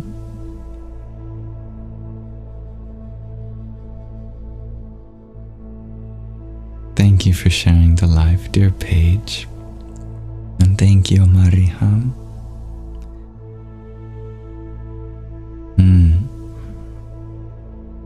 Honey is great for sore throats. Indeed, dear Jestpur. I've never heard of Manuka honey though.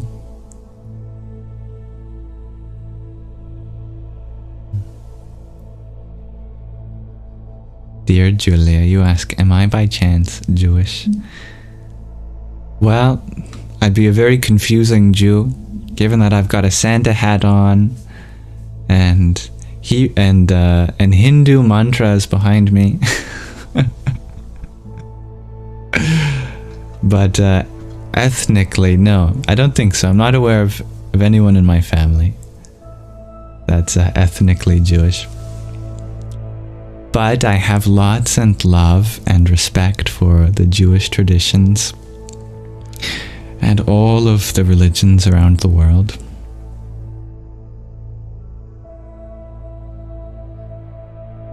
Thank you, dear Anna, for your ice cream cone.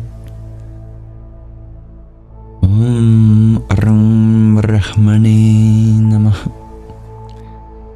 And dear Paige, thank you for your quintet of tiny tinies. Yippee! Dear Marcus, you had asked, is lust a sin? It's a loaded question, but an important one that has many different religious applications. There are many people that will say lust is a sin. But let's break down what we mean by these words so we can have more than just a yes or no answer. To me, lust is when we're trying to extract something from someone else for personal gain, whether it be a sexual experience or even for something less intimate. You can extend the concept to greed in general. Sin, I believe, comes from a French word that means to miss the mark in archery. In archery, the idea is to let go of the arrow and have it fly straight and hit the bullseye. And to sin is to miss. And it's used in religious situations to express a path that does not lead you to God, to truth. In fact, one of the words for celibacy in Sanskrit is brahmacharya, which also literally means the way to God. Brahmacharya, by one translation.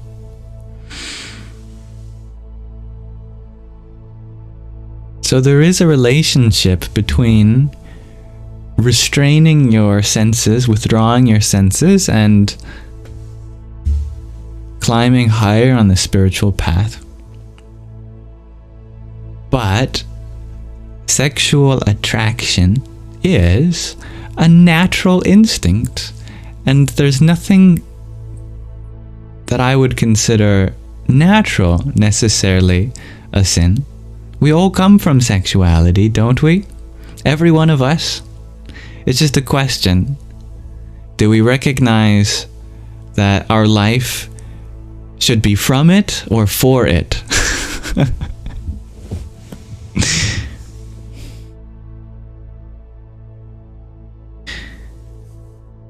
We can recognize that we come from it, but we don't have to make our life all for it. It's just about moderation more than anything.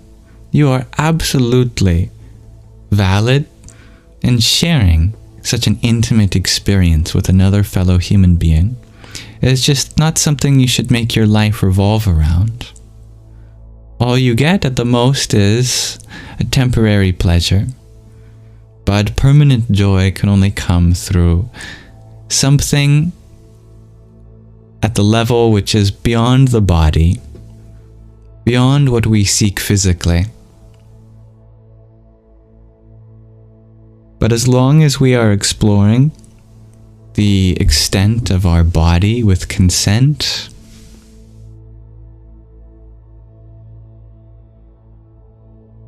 then I see no problem. Consent is what's important.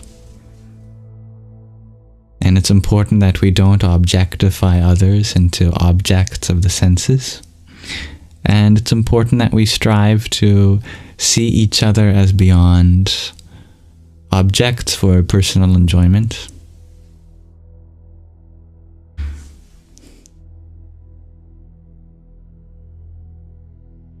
But there's no doubt in my mind that sexuality can be spiritual, because it has the energy which is capable of bringing life into this world.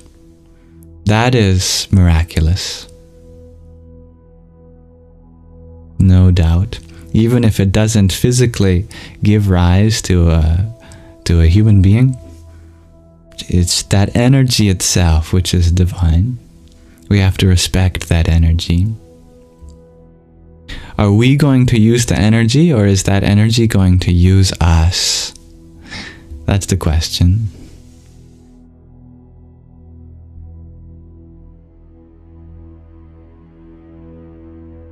But there's no place for shame. When that energy arises naturally, shame just represses it. It doesn't actually remove it. But you cannot remove that force of attraction just by repressing it. And that's all shame will do, is repress it. And then it builds up, bottles up, and the pressure keeps on adding and adding until it bursts, until you go on some sort of spree of attending to that desire, which is not healthy. So I don't believe in the way that some traditions chastise you for having that desire, because that's not the way to go beyond that desire. There is another way, and it involves understanding and accepting that the energy is sacred, and we meditate on it. We withdraw our senses from the world. We can bring that sensation up into our heart and have it be transformed into something more beautiful, or even higher, into our third eye, for example.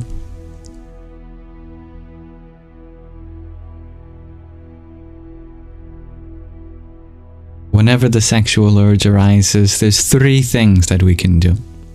We can express it, we can release it. There's nothing necessarily wrong with that, as I said, as long as it's consensual, and as long as we don't make our life all about that.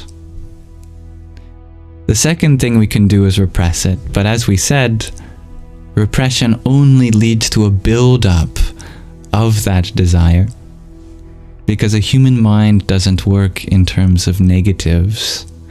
You tell someone not to do something, that only makes them want to do it more. And the more you tell someone not to do it, the more they're likely to do it.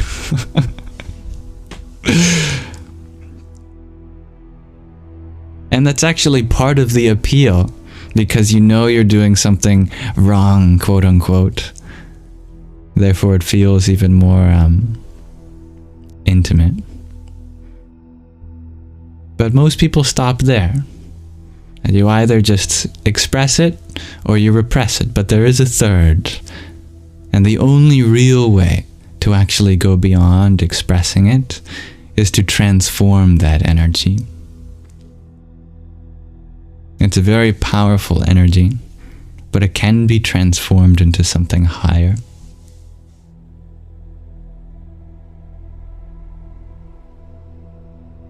That means, instead of repressing it, we hold that energy in our heart, as I said. Hold it in our mind. Keep it in our awareness. Allow it to be there, but just let it transform into its next stage in evolution.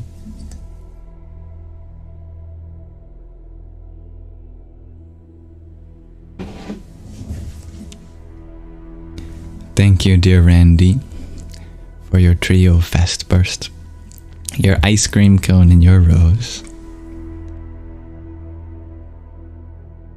Om Namo Buddhaya.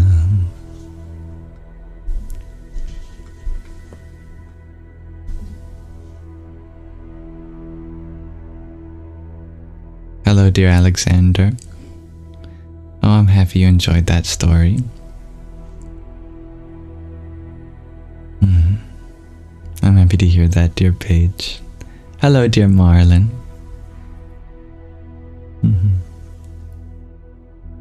Dear Stevie G, you had asked, what do I do to stay grounded and balanced and stable?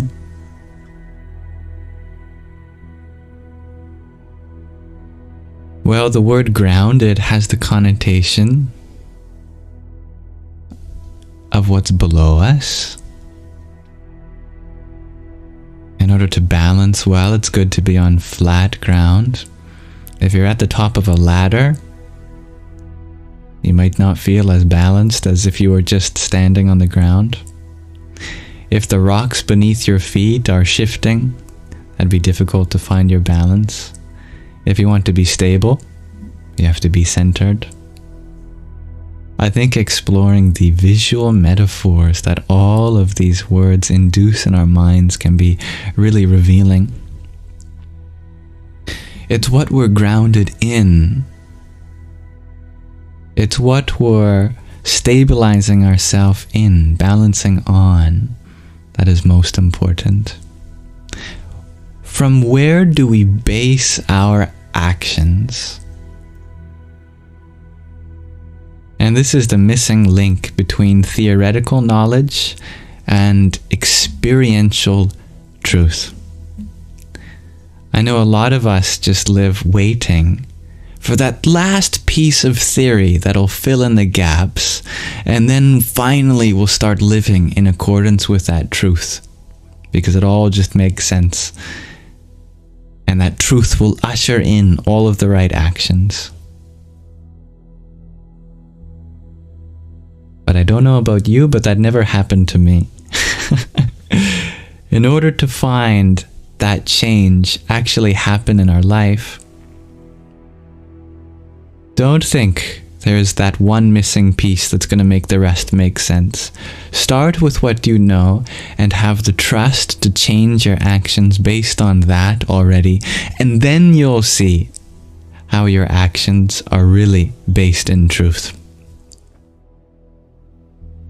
A simple way to prove to yourself, not directly, but indirectly, that you are a soul and not a body and not a mind, is to base your actions on that fact. If you try living just as a body, if you go around believing you're just a body, then you'll discover for yourself that no matter what you do to this body, you'll never feel fulfilled. You can try to make it beautiful, you can try to make it very fit, you can try to make it very healthy, you can adorn it with all sorts of different clothes, you can try to appease the body by getting every kind of massage and spa treatment available. And it all feels good, but there's always something missing, that no matter what we do, based on being a body, there's always that fear that our body is going to one day die, which is a truth. And that fear is always going to creep in. Now you can go beyond this a little bit by living as a mind. Instead of living just to appease a body, you can think, I am the mind, I am here to craft a personality or to harness an intellect. I am here to share a sense of humor, etc. And no matter how much we we do to make our mind intellectually stimulating, full of thoughts and all sorts of mental happenings. Always there's going to be some feeling like we're missing something. And the mind is so abstract. It's hard to understand your true nature through just thought. So, you can verify for yourself that living as a body, as a mind, is unfulfilling. But if you change your actions, just imagine that you are not the body, that you are not the mind. How would someone like that choose to live? What would it look like? How would they walk? How would they talk? Would they be so concerned about attending to every need of that body or mind? If they're a soul, then that's the first thing they see in others too. That you look for just the soul in another person's eyes. From one soul to another, you are one. That you are tending to that divine, eternal source within everyone. Just try living like that and see how much more fulfilled you will be. How much more stable you will feel.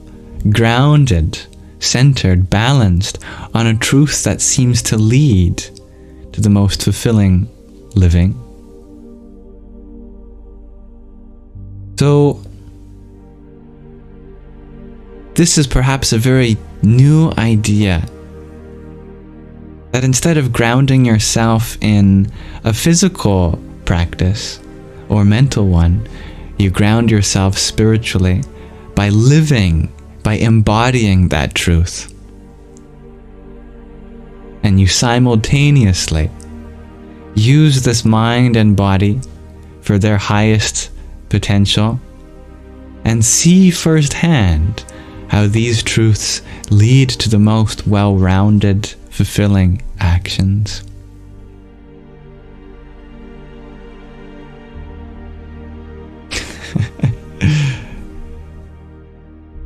That's funny, dear Stevie. The good Dr. Seuss reference.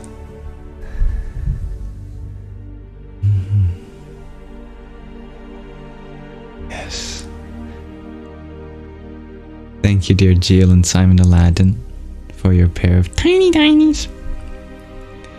Yippee! And thank you, dear Wild Child, for your likes on the live. If I am not the body, I am not the mind, how would I walk and talk? It's a good question. I understand the room for confusion. Remember, you don't have to be the car to be able to drive the car. So no paradox there. Even though you're not the car, it still makes sense to ask the question, how would you drive the car? Even though we're not the body, not the mind, you are still responsible for the body's actions, including talking, including walking. Like the driver of the car is responsible for all the car's turns and speed, etc. I hope that makes sense. Hello, dear rock star.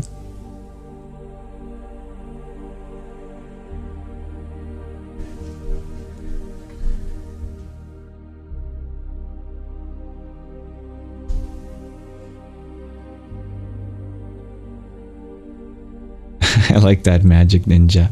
Our soul is the pilot to our meat and bone ship.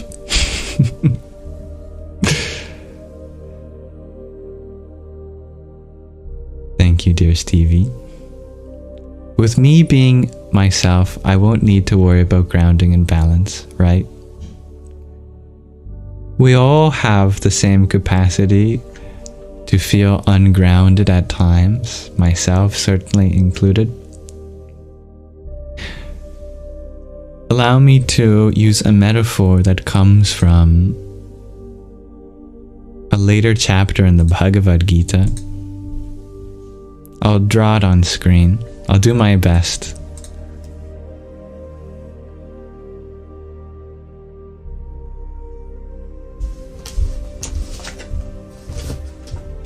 It would help if I had a pen. There one is.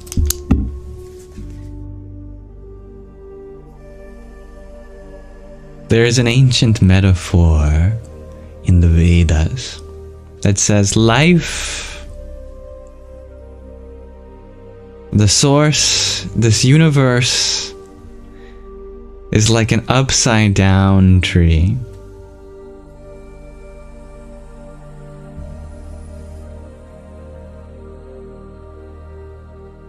Where its roots stretch into the heavens and its branches fall down into the world where its leaves are to be seen.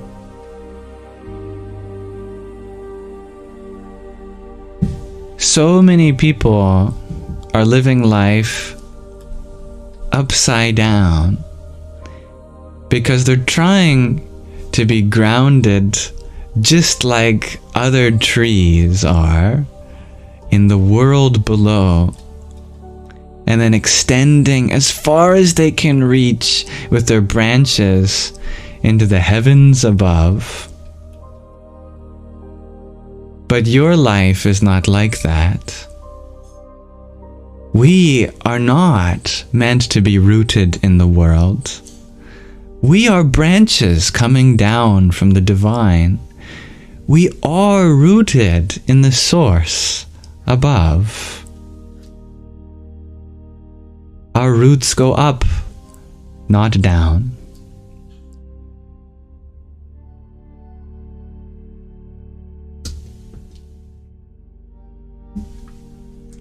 So many of us try to find balance, stability, and grounding in the world. And we ask each other, do you feel grounded? Not realizing that it's like asking a tree, do you feel grounded in the sky?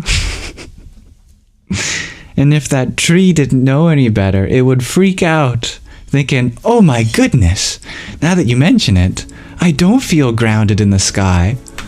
What to do? And no matter what that tree does to try to find ground in the sky, it won't. Because it's already grounded. Just not in the sky, but in the earth, in the world. And for us, it's just the reverse. That we try so hard to find ground in the world, but secretly, the world is our sky. In the world, we are meant to be free. In the world, we are not meant to find stability. In the world, we are groundless. But it's in our spiritual sky that heaven, we so symbolically say, is above or inside. We are and have always been grounded, secure, stable, and still.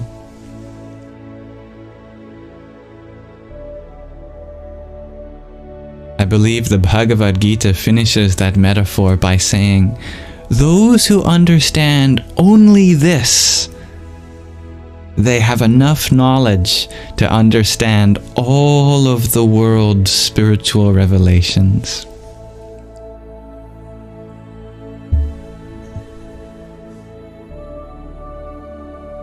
Yeah. Dear Magdalene, simultaneously grounded and liberated.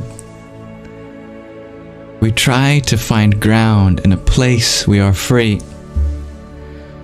And we try to free ourselves to a place that we are grounded.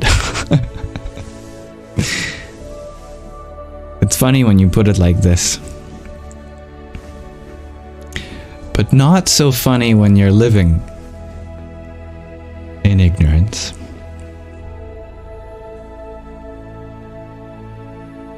Fortunately, it is just a matter of ignorance. It's not actually the nature of anyone being ungrounded or not free. We are always grounded and free. It is just a matter of how long it takes for us to remember that, to realize in what sense that's eternally true.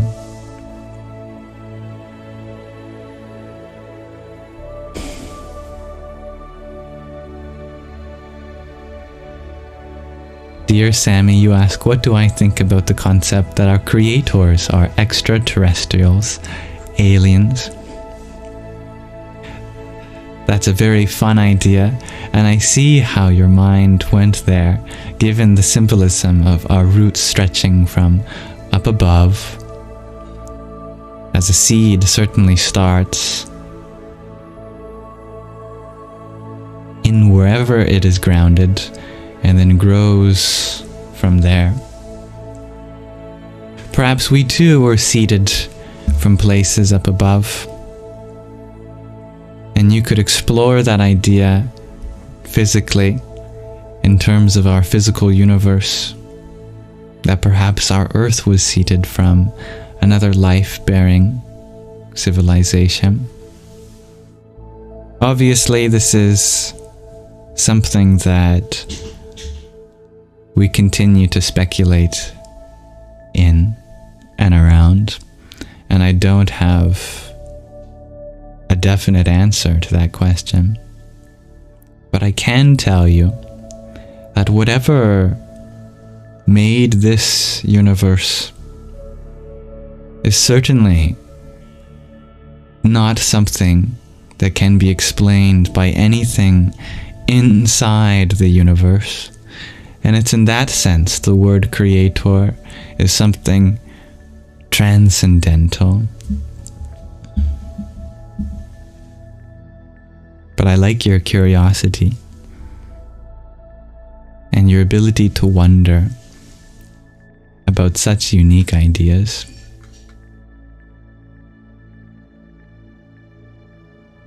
And thank you, dear Hybrid Jen, for your stars. Om Ganganapataye Namaha. And dear Rockstar, thank you for your rose. Om Kamalyar Mahakalikaye Namaha. We've got some more sock puns from Sky Guardian.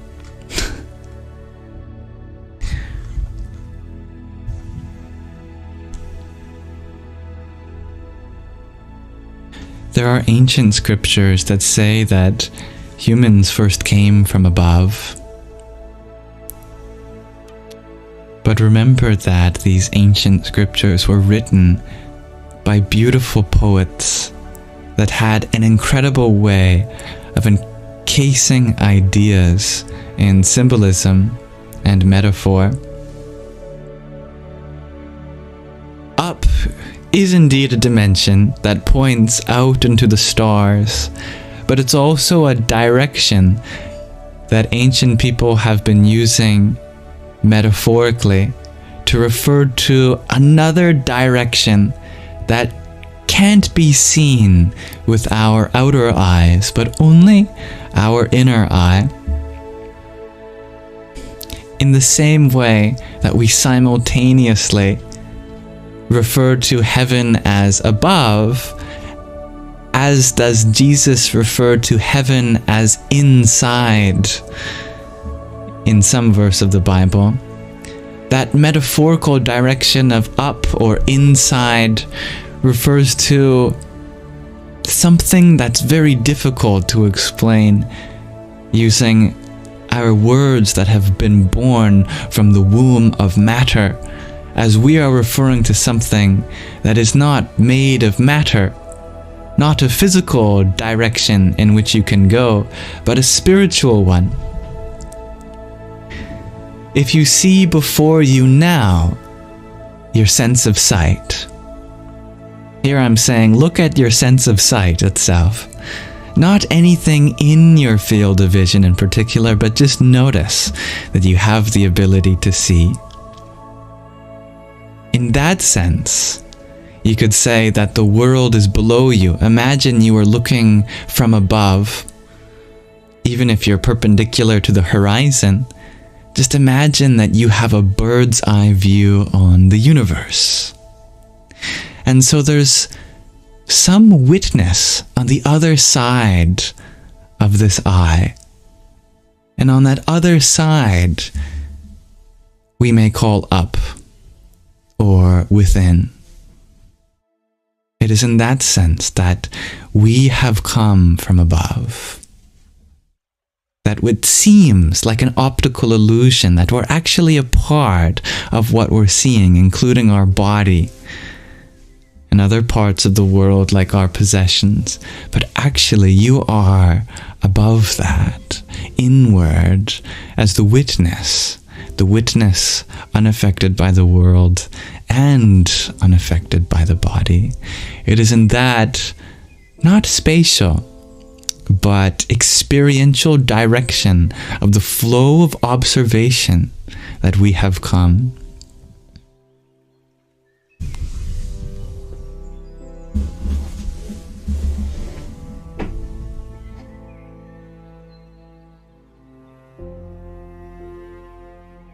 Dear Grace, you ask, if I can answer this, was I ever a Christian? You're curious as you used to be one. No, not really anyway. My family never went to church, but we did pray, practice things like Christmas. And there's family members that are deeply Christian and religious. But my parents, my mother is very spiritual, and my father is very agnostic.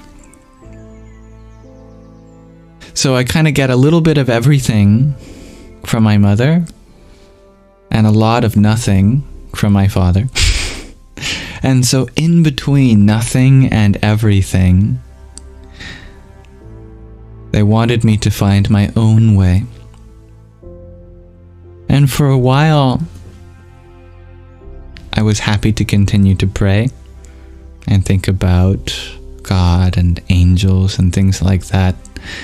And then at some point I stopped believing. And then I started to see a lot of the heartbreak that people have had due to religious trauma. And I became aware of some of the really terrible things that many people do in the name of religion. And so I became almost angry at the fact that there exists such deceptive things. But as I got even older, as I continued my journey skeptically into science, mathematics, and logic, that eventually led me to a place beyond logic, beyond religion. And I felt like there was an underlying unity between everything. That I could neither call myself a theist nor an atheist. And yet it wasn't some absence of knowing, like an agnostic sense, but a genuine sense of knowing. It's just that what you know is not something that's so easily described as yes, this exists, or no, it does not exist, but something even simpler than the concept of opposites itself. Therefore, it doesn't take any side, a kind of unified source which neither exists nor does not exist, yet both exists and not exists. Something which is true at the heart of all of religion and true at the heart of all of science and reasoning. Something that we all deeply understand intuitively, yet differ in our vocabulary and language to describe it. Something so ineffable, so indescribable, that if you were to put it into words, you would be overcomplicating it. So now I can neither call myself a Christian or anything else, nor can I say that I'm not a Christian or anything else, because it all depends from the perspective that you look, and you can find that same truth exemplified everywhere.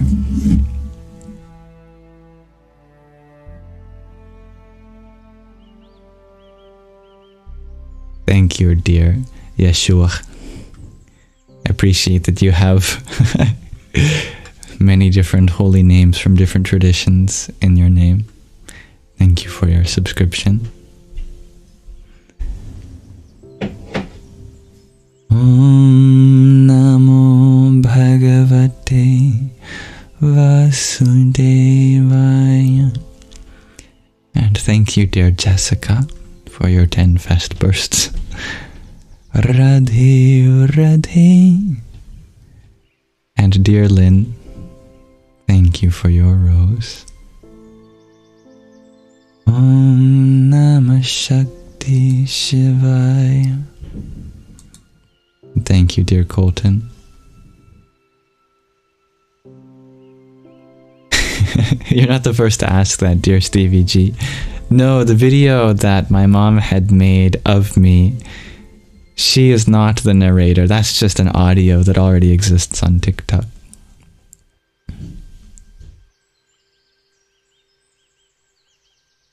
Dear 7th letter G, you ask, how should one handle mocking or ridicule, both mentally and externally, with the one doing it?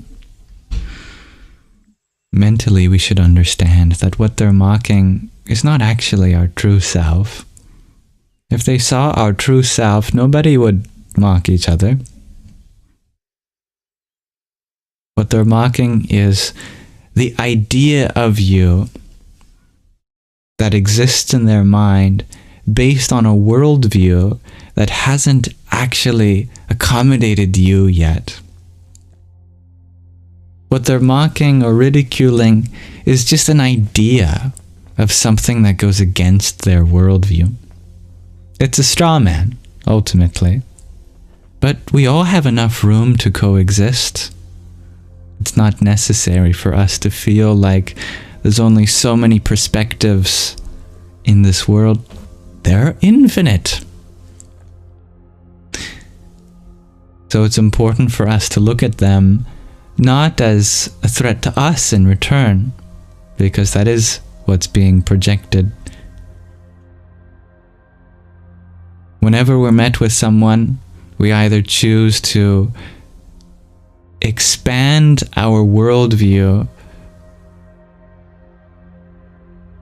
to contain you, or to try to shove you into the box of their worldview. That we can either try to change our worldview to accommodate each other, or we try to change each other to accommodate our worldview. If someone's trying to change you, it's not going to work. Unless you let them. And for us, we can keep in our heart the idea, this idea is very powerful, that the divine or the universe has given us this opportunity to practice patience. If you really believe in that, then it's a blessing whenever that happens. You go, oh divine, oh universe, I know you are seated in the hearts of everyone, and you are inspiring them to do this, to test to see if I'll react or not. I will do my best to honor your test and not react, and engage in empathy and understanding and peace myself, to ensure that I am secure in my own understanding. But it's not easy. But every time we practice this, it gets easier.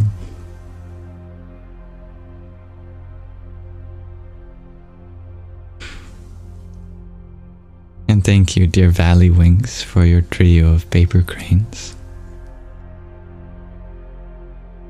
Om Ram Brahmane Namaha.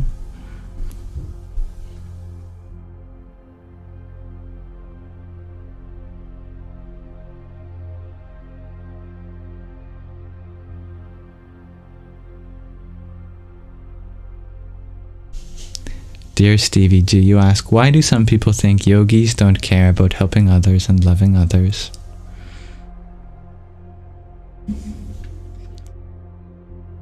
The machinations of other people's minds may always be an enigma. Who knows what kind of experiences they've had to limit themselves from seeing those possibilities in each other? I know that yoga does have, in India, I'm referring to the philosophical school of India, not just the health and wellness exercise we know of stretching in the West. That a yogi is someone who has matted hair and they are practically naked and they go off into the jungle and they cave and they renounce their family and their duties. That's a yogi, a stereotypical yogi in terms of following a philosophical tradition in India. You can kind of see, just by that stereotype, how people could assume that such yogis are leaving their family behind and their duty to their community or their job, etc. And it's a topic that's brought up in the Bhagavad Gita. And Arjuna asks, is it better to be a yogi who basically runs away from their duties? Or is it better to be a yogi who stays with their family and their duties, etc.? It's an idea that you might not even think of in the West because we don't really have an equivalent of a yogi, other than people who volunteer to be homeless, perhaps. But in India, it's a common knowledge that some people choose to renounce all their things and go live in the wild. And I think it's really beautiful. But Arjuna asks, what is more spiritual? What will lead to the highest realization? Because there's kind of two ideas here, that you engage in worldly life, do your duties, but inwardly withdraw from them, or you surrender your duties and you go and try to seek God in a cave in meditation, for example. And Krishna does say that you have the choice to do either. That people have the freedom of will if they do want to run away. They can, but it's unnecessary. And so Krishna tells Arjuna it's far better to engage in karma yoga, which is the yoga of work, yoga of action. That there's a way of being a part of society and still discovering the truth of your spirituality. And so it's by far recommended in the Bhagavad Gita, at least the ancient spiritual scripture, that you don't have to run away from everything to find yourself. You can stay just as you are, continue your duties to friends, family, and community, but inwardly see each interaction as one that has the potential to awaken you to your true nature. And that's called karma yoga, the yoga of action. Anyway, it's still highly respected for all those babas and yogis in India to surrender all their things and go live in the wild as a wandering nomad. It's not an invalid path at all.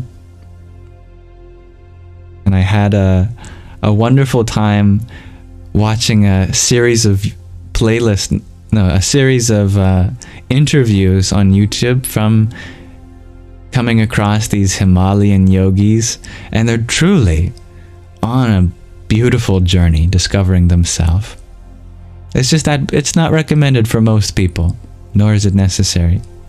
Because if everyone became a renunciate, then civilization would stop. Which isn't the goal here.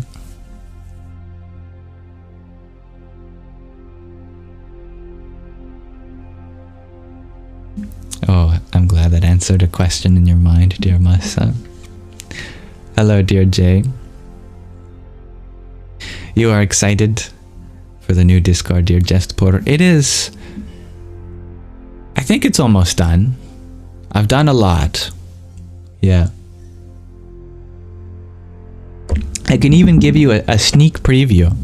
Something to wet your whistle, so to speak. There's quite a few things that I want to get in order before making it public. But I can show you some of the things that you have to look forward to. It is going to be an extension of the space we have here, basically.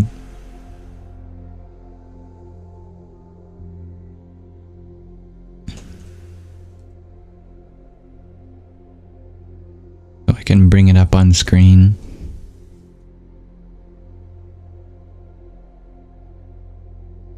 Or can I? I just remembered I had a way to show my web browser setup, but not other apps.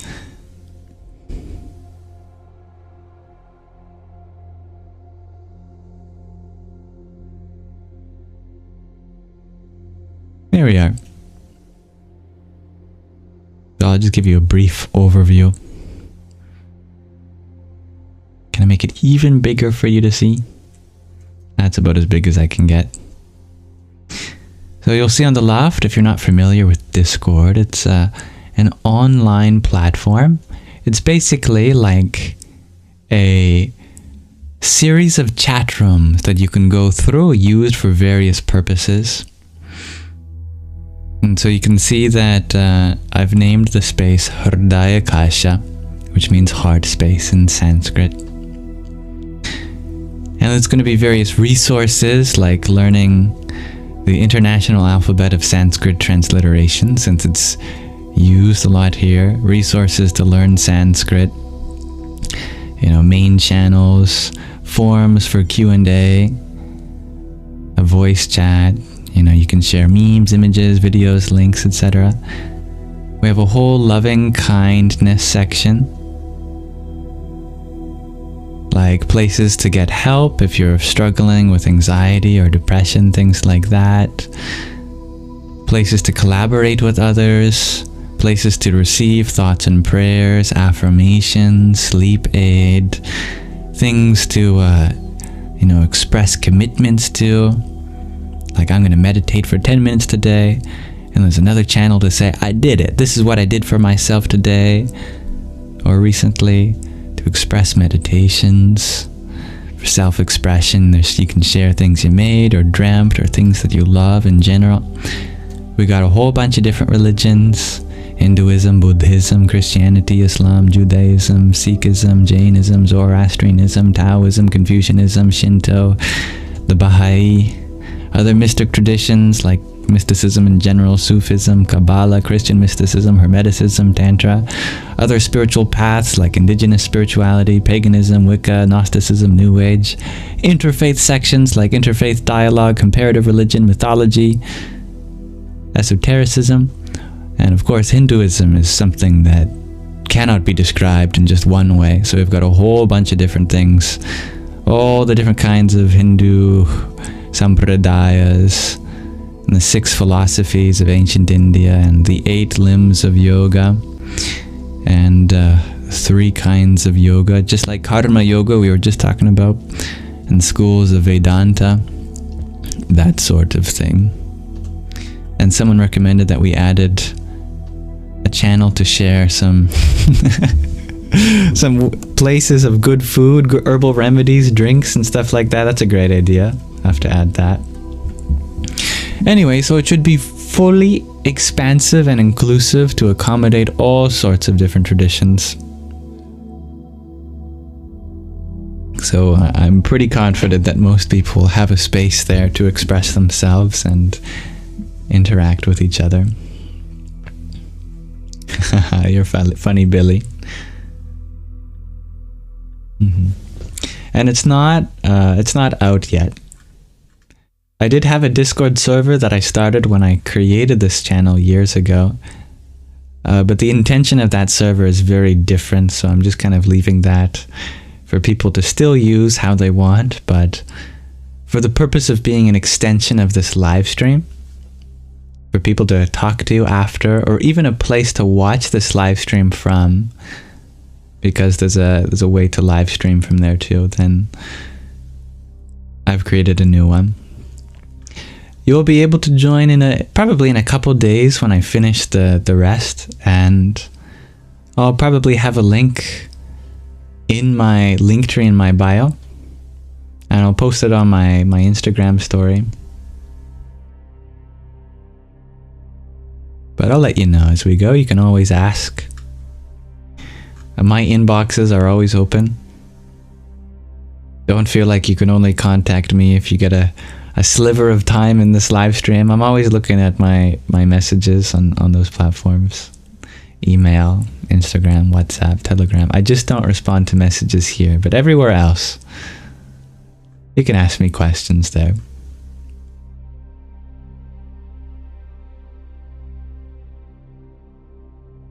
I'm spoiling too much, shares Anna. Well, it's not much to spoil. And there's going to be plenty more anyway.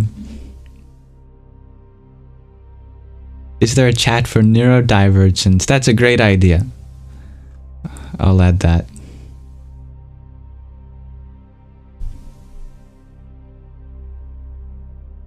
Dear Magdalene, you love integrating more ways to stay connected with this community. I'm very happy to hear that.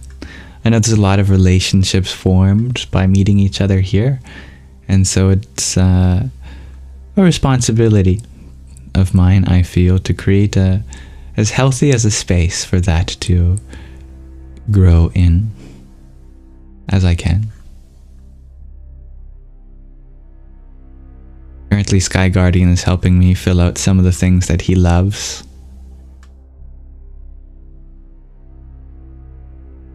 And I will need moderators too.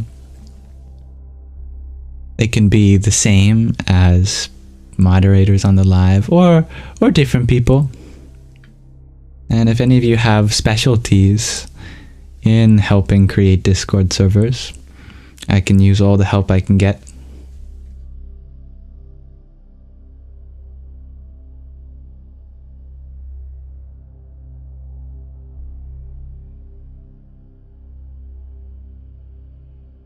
And I think I'm at the stage now where if you want to join early, you're welcome to, especially if you want to help add some resources for some of the resource channels, like for mental health, or if you have resources of a spiritual tradition that can benefit others, like if you know some good places to get knowledge about indigenous spirituality or the Baha'i or whatever, you're welcome to start onboarding now, but you just have to message me privately.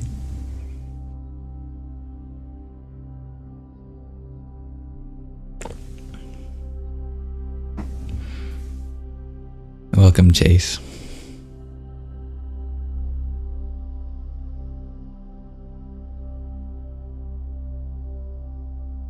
Yes, there is a place already for Wicca, dear Marlin. I thought of that already. But please, if there's things I haven't thought of, I will gladly add it. Have one for show and tell. There's already a section there.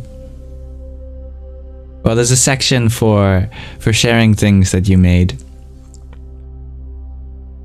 and other things you love. What about a Reiki channel? That's a good idea. I like that.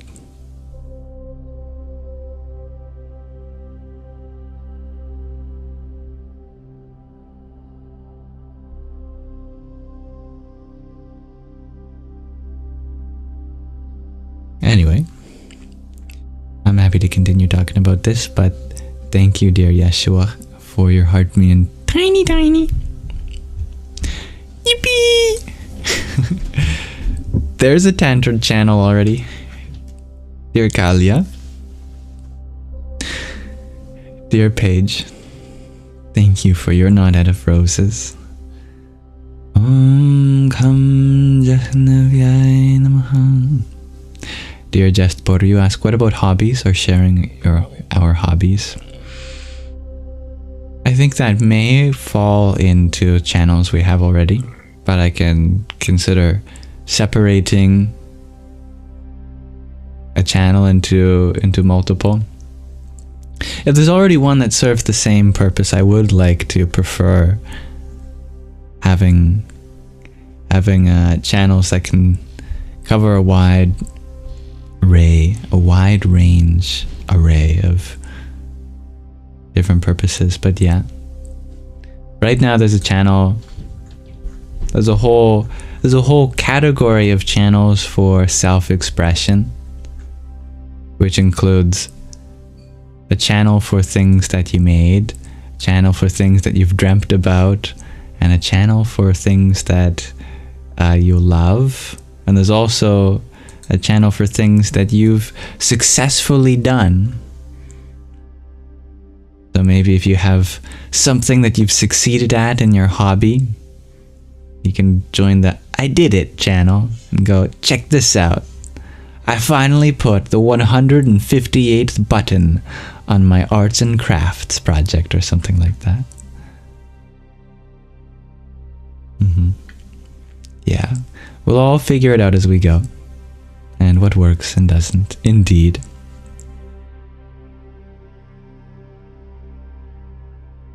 Where do you go to download? Well, you can download Discord in the App Store, on Android, on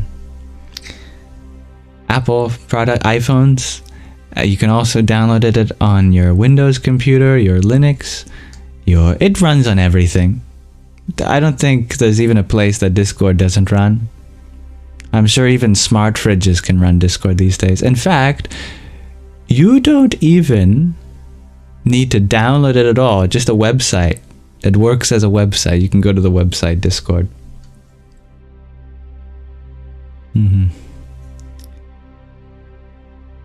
Thank you, dear Babelfishy, for your rose too. Om Pram Hanumate Namaha. Oh, I love that, dear Jestpur. Yeah. Psychologists have discovered a weird phenomena. I forget the name of it, but you can trick your brain into being safe, into feeling safe, just by looking left or right without moving your head. There's many theories as for why it works, but it's a well-documented phenomenon that if you're really scared, without turning your head, just look left and look right. And notice that your peripheral vision does not contain any danger.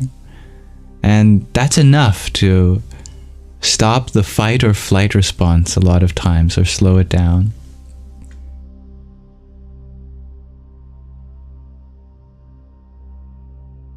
Thank you, dear Rockstar, for your rose. Om Ham Jum Sahanama Shivaya. It made you smile. You told your mom. That's wonderful, dear Jestpur. The name is EMDR therapy. Thank you for teaching me, dear Fiddleleaf and Grace. It's a phenomenon to help with traumatic memories and PTSD to make you feel safe. It's wonderful. I love all those little life hacks.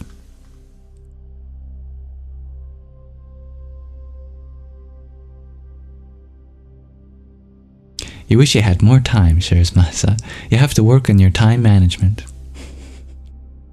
If only you had the time to work on your time management.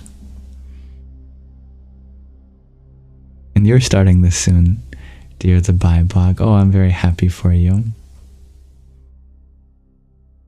Dear Jest Porter, you share. Your mom and you are so different, but you enjoy it sometimes. You keep telling yourself you are learning about you. Oh, huh?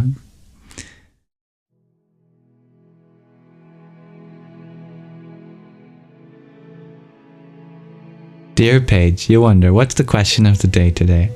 I'm glad you asked. Question of the day today is, how can trauma be healed? Hello, Crown Prince. You'll have to use that trick in exams, shares Chase. I like that. The plus side is, when you do that in an exam, you can check if anyone's copying off you too.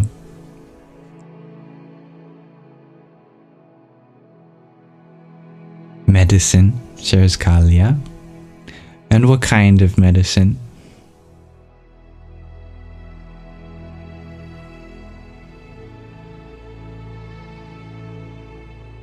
Fiddleaf, you share, you like that adage that says, you should meditate for 20 minutes, or if you don't have time, meditate for 1 hour. I love that. I've never heard that before. That's great. Masa, you share, it's not possible to explain in the comments.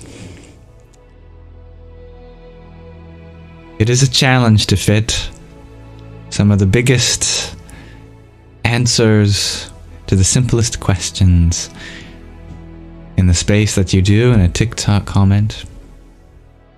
But sometimes even the absence of an answer is an answer in and of itself. Laughter, shares Kalia. That is the best medicine, after all. Paige, you share, this has been a theme in your life recently. Well, good, you are our reputable resource for healing trauma. You share, bring awareness and grace for yourself and forgiveness too. A perfect answer, dear Paige.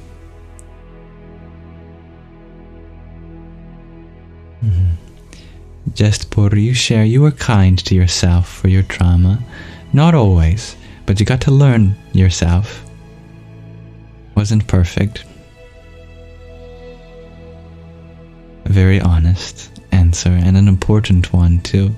But you learn the complexity to yourself sometimes, as well as simplicity. Like the way you say that. Dear Donsuela, you share, you're not sure if it can ever be healed, but that part of us can be given love and compassion. I like that. Crown Prince, you share, love can heal trauma. True, unconditional love. Such an important specification. Dear UK History Talk, you share time and self-compassion. A lot of both. Time echoes Kev, possibly. Absolutely. Time, the healer of all wounds.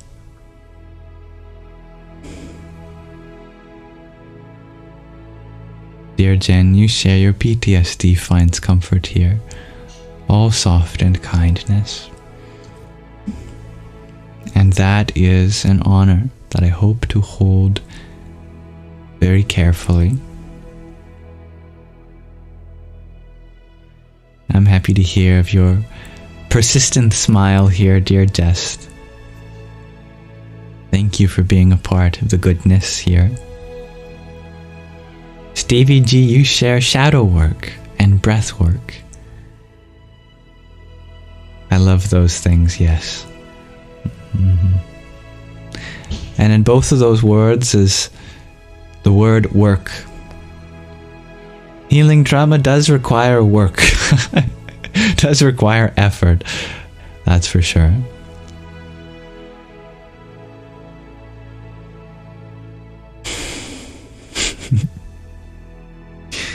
Crown Prince, you share, you're about to show yourself some love now by starting your bedtime routine. Perfect. When you get there, I hope you have a wonderful sleep. May you fall asleep and wake up in peace. Dear Mokṣa, you share, by writing the daily things which have bothered you, even if they seem not important, continue 21 days, 3 weeks. I like that, a 3-week practice of writing down the things that bother us. I like that. Rather than having them repressed, get them expressed.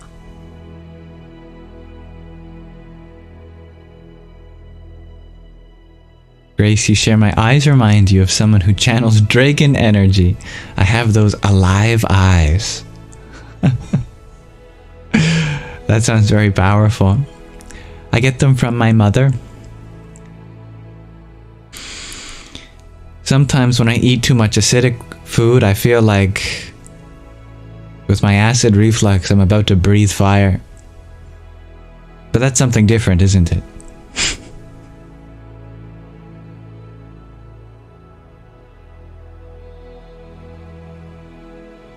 Hello, dear Laura. Happy Monday. Good to see you again, too.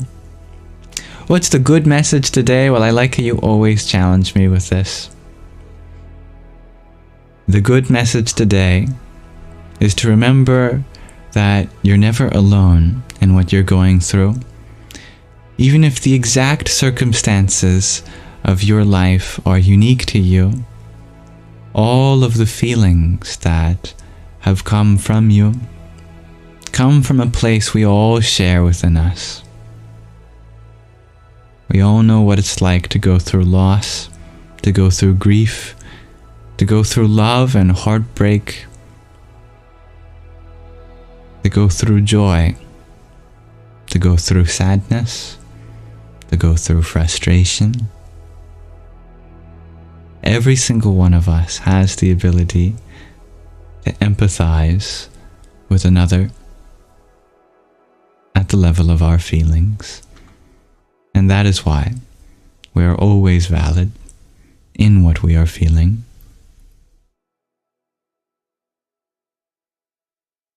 Dear Roberto, you share why we are always valid in what we are feeling.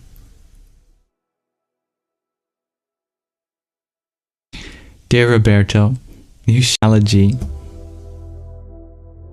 in the direction of a woodworker who knows in their mind with a clear vision for themselves of what they want to create. But if you don't have the right tools, then how can you possibly make that vision a reality? The beautiful part is, if you feel like you are lacking creating that vision for yourself of a version that is more open, more in tune with our feelings, less dependent on another, then it doesn't mean you don't have the ability or the talent or the necessary way forward. You just need the right toolkit to be able to shape that path for you. Oh, I think my internet disconnected me for a little bit. Usually when it does disconnect, TikTok tells me. It didn't tell me that time. If there's something that I could clarify, I'm not sure at what point it got cut off, please let me know. I would be happy to rephrase anything. Dear Billy, you had shared as an answer to our question, by facing it and not ignoring it, running from or trying to deny or bury it. That's powerful. Indeed. Dear Fiddleleaf, you share you think trauma can be healed by attending to the needs of our inner child. I love that. So much of healing has to do with the inner child.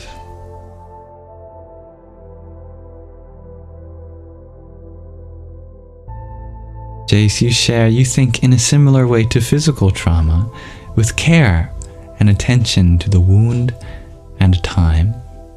That is beautiful. Hello, Magic Cat Sky.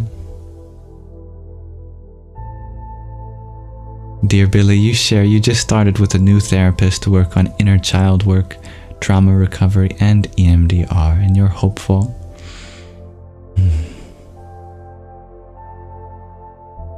I have faith that this will be an experience which brings deep healing for you on many levels.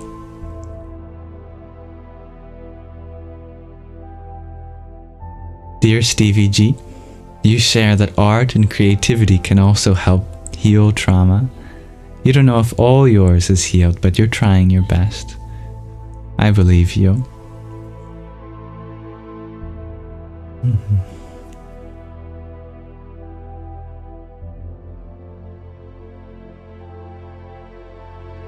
It's a good question for the audience, Grace. Does anyone know of other therapies that help heal PTSD besides EMDR and talk therapy?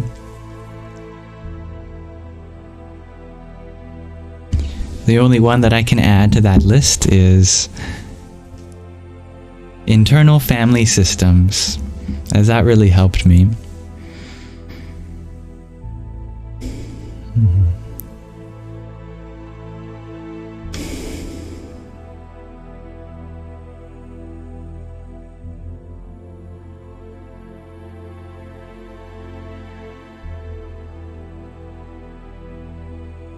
And Tattvamasi, you share forgiveness takes effort but opens up so many doors.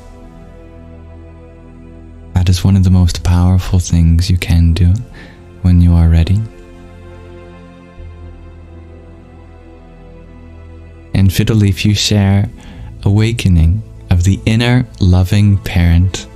Ah, the complement to the inner loved child.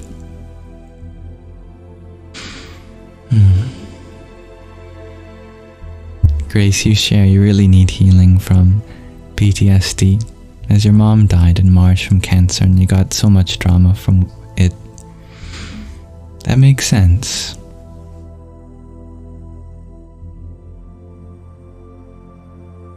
Losing a loved one, especially to a disease that takes people out of our life in a seemingly untimely way, can be very traumatic.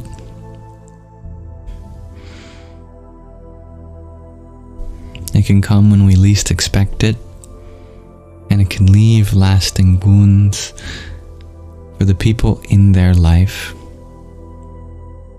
And I pray that you continue to find all the ways in which your mother has only left physically. But even then, her body has returned to Mother Earth. And all of her body's ingredients coming together to form life in new ways. But all of that love does not go with the body. Your relationship does not end at the departure of the physical.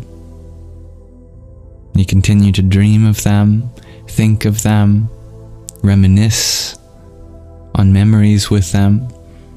You continue to imagine having a voice of theirs in our hearts. We speak with them. We visit tombstones or hold the sacred urn or places where we spread ashes depending on the person. And something continues to change. All that love that was planted in you continues to grow like an infinite tree. And there is no limit.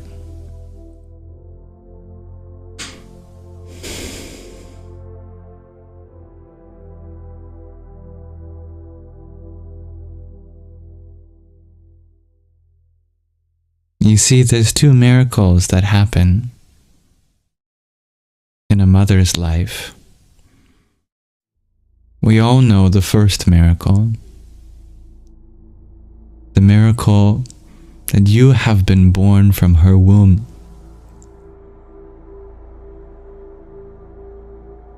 It's the miracle that happens at the start of your life. But a second miracle happens at the end of her life. All this time,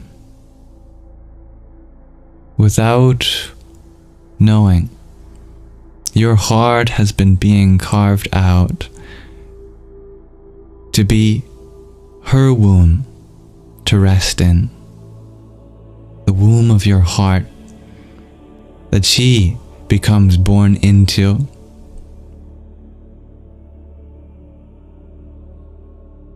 And that is the second miracle in a mother's life.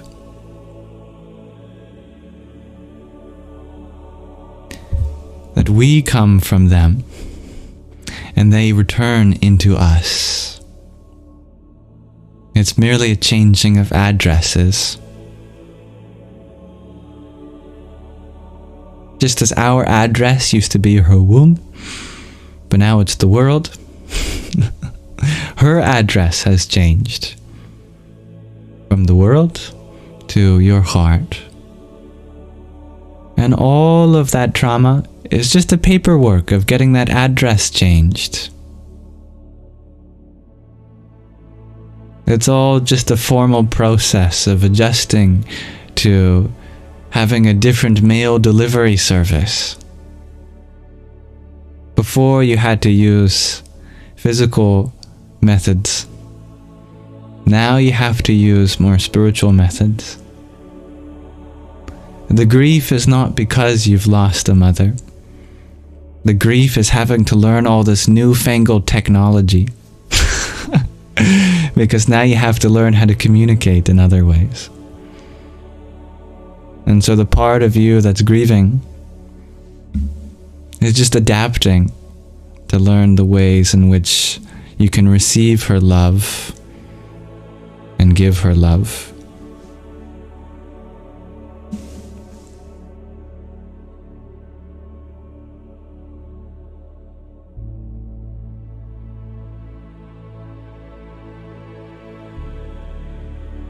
And the moment you discover where all of her mail has been sent to, you'll realize that it's been piling up from the moment that she left her body behind. And there she'll be, in full force, waiting for you. Like, hello, I never left you even for a moment. You just haven't been answering your answering machine. I've been phoning you, not with the iPhone, but the inner phone. That's what the I stands for. The inner phone. But you haven't been hearing it ringing. That's on you. And you know how your mother gets when you don't answer her messages. Pick up the damn inner phone.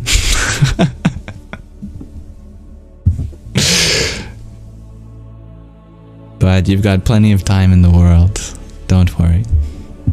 No rush.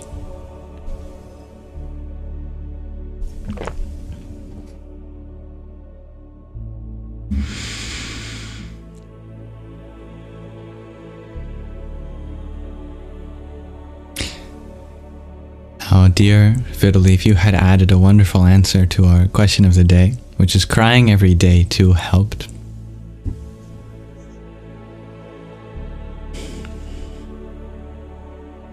Crying is a beautiful way of expressing yourself.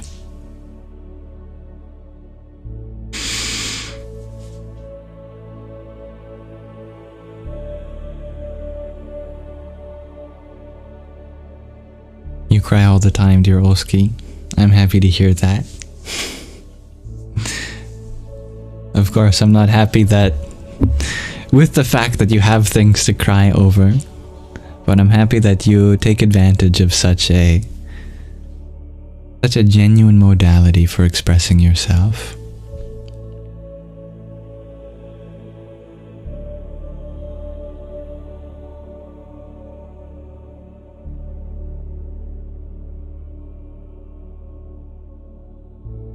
Alright, dear Jestpur, I look forward to receiving your message for the question of the day. Yes, you are welcome to answer an email. Though I'm always happy to use this space for sharing answers for each other, in case there's someone else here who may value your answer too. I will pause the question of the day there for now, but thank you all for exploring it together. We used to believe, and by we I just mean the world, specifically psychologists, psychiatrists, that trauma was something you got from war. But it turns out that a baby really has no reference frame for what is violent. Sometimes even a lack of communication can traumatize a young individual, and the parents have no idea until that communication is established again that there was trauma there. Trauma, it's just too easy to get traumatized. Almost anything can be traumatizing. So nowadays, psychologists understand that everyone's experienced trauma, and there really isn't a threshold after which something is considered trauma, but a spectrum of completely valid things that count as trauma. And so we all have something to heal from, because no childhood can be perfect. And I hope we feel bonded in that, knowing that nobody is alone. Dear Billy, you believe all childhoods are traumatizing. I see the truth in that too. Adulthood is traumatizing too.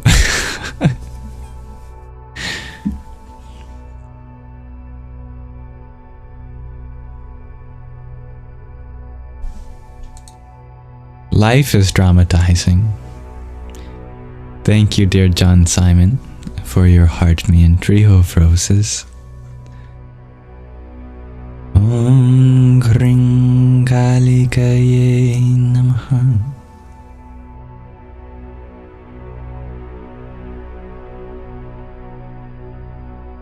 Dear Lissa, you had asked, how do you help that quality within you, best of love and hope of more, to be of loved and well to love of more to you? I think there is a little bit of a language barrier. But on the topic of being loved and being loving, we are love itself. We don't need any love at the level of our true nature, because there's no more room. You're full of love. You can't fill up a cup any more than its max. You are maxed out in love, let me tell you. You are infinite love itself. You can't fit any more love than that. In fact, you're beyond infinite, since there's bigger infinities than others. You are something called trans-infinite, beyond the finite, beyond even the infinite. The level of love you have as your true nature is beyond infinity. But we're not just infinite love. We also have a body. We also have a mind.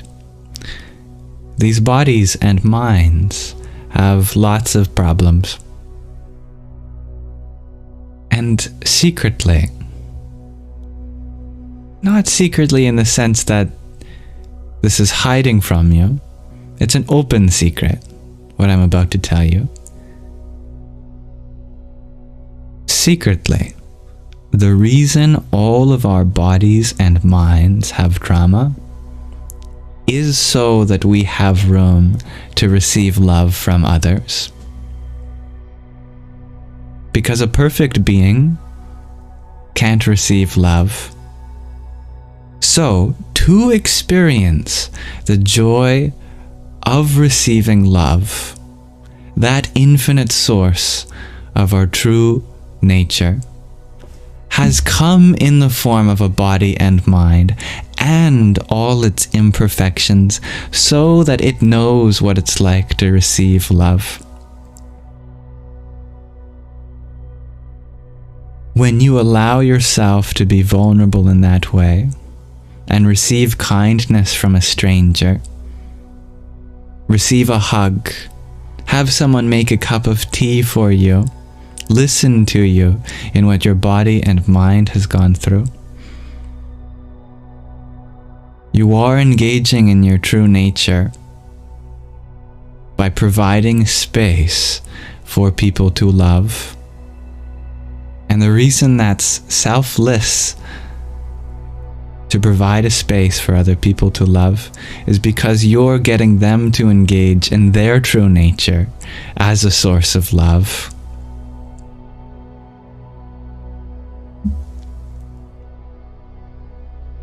And if you're struggling to make sense of that, if you have a loved one in your life, isn't it a blessing to be able to take care of someone when they are hurt? Isn't it a blessing to be able to put a band-aid on them or put some polysporin, bandage the wound up, bring them some soup, tuck them in at night? That at one level we're all independent beings, but at another we consciously choose to allow people in, and it's a blessing that we bestow.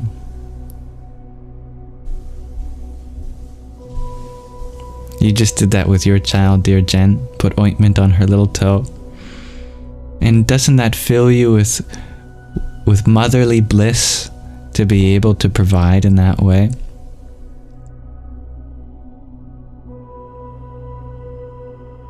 How profound is it that at one level there is an absence of something, an absence of healing, of health in your child's toe, but at another level there's the room that provides for you to be a mother. And what a blessing that is.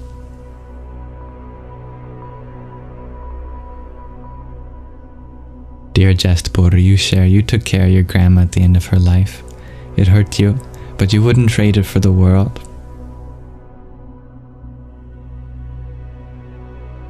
You know.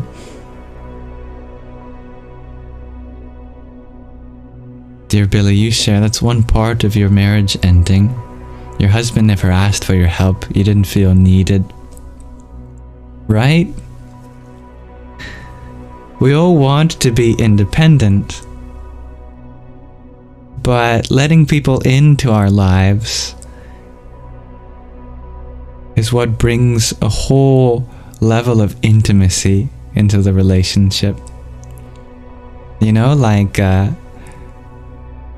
you absolutely could have a household where everyone feeds themselves, everyone takes care of themselves, and providing them the tools to be able to do so is wonderful. But isn't it wonderful to not have to do something for yourself? that you have someone that loves you so much that they're able to provide for you in one way.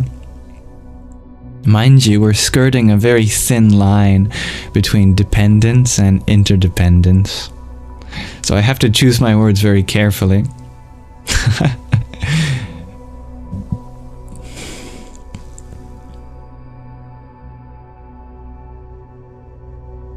It's when we give to others with the knowing that we are not depriving them of their independence, but simply because we want to. That we want the honor of serving others because it makes life meaningful.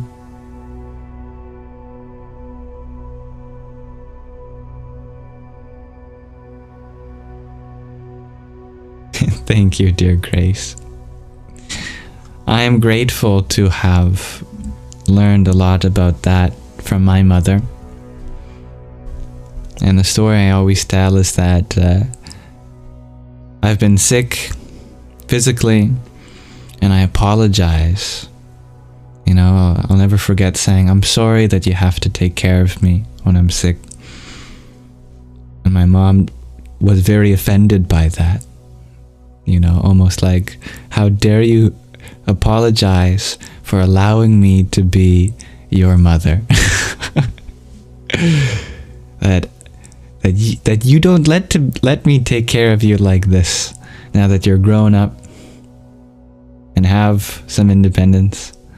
But when you're sick, I get to take care of you again, like my little boy. It makes me happy to be able to mother you. And that was quite a teaching, that here I was being taught while being taken care of, that being taken care of can be something that provides for another person. Like, totally shifted my understanding of selflessness.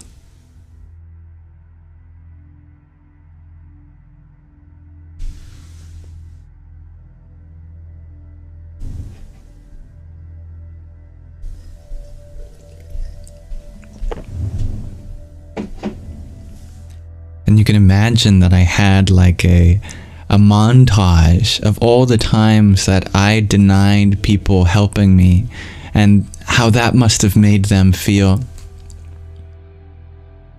And I thought about how common it is that we might offer love to someone, and out of a kind of humility we refuse it. We go, no, I can't accept this.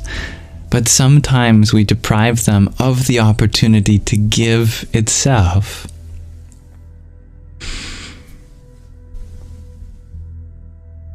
That really changed my mind on a lot of things. It's a level of selflessness that's paradoxical. That sometimes the best thing you can do for others is allow them to give to you. Anyway, we have to be really careful with our words so as to not justify any selfish taking. That it should come from a place where it's not that we need this or that we take advantage of that, but as a way of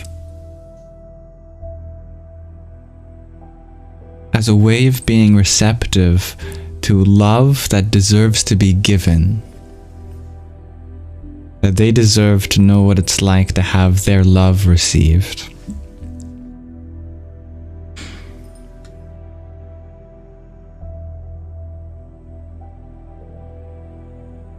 Thank you, dear Brandy, for the heart me you shared. Om Bram Bhairvaya Namo Namaha. Dear Mirna, you share your mother-in-law was very sad when you asked her to stop cooking for us. Yes, it's that kind of thing. Right? Or when your grandma wants to give you $20, but you won't accept it, breaks her heart. my grandkids won't accept my love.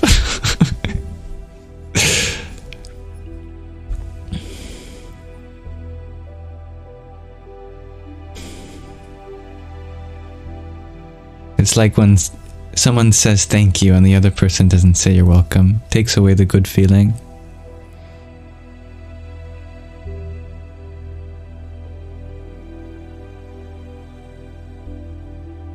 I see what you mean. I think it's unless I'm misunderstanding that, I think that's a little different. I'm just trying to find the way in which you mean that.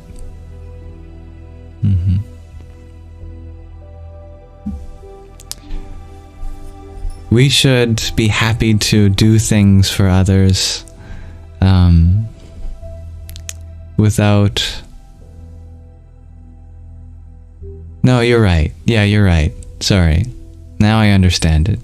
It took me a second. Yeah, you're absolutely right.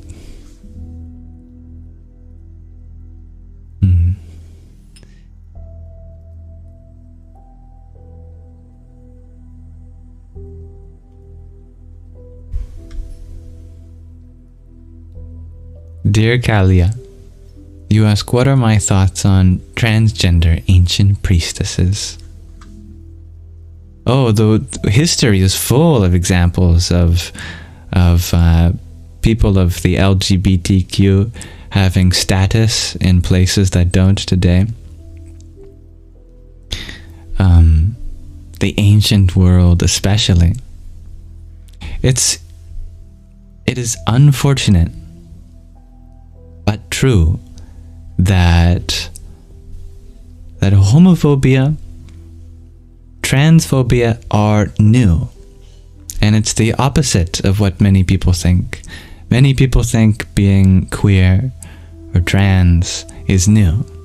And that tradition has always held that you're only a man or only a woman, and that only man and woman can be together. But if you've ever done any sort of history studies, you'll know that it's the opposite. In fact, in the oldest spiritual scripture there is, called the Rig Veda, one of the most revered gods / goddesses is transgender. And I'm not just talking gender neutral, I'm talking they genuinely went through a story of how they didn't like the body they had, and they went through a conversion to another gender. And that god's name is Hṛda. And it's a very difficult name to pronounce because it's a retroflex lateral approximate. Hṛda. Hṛda.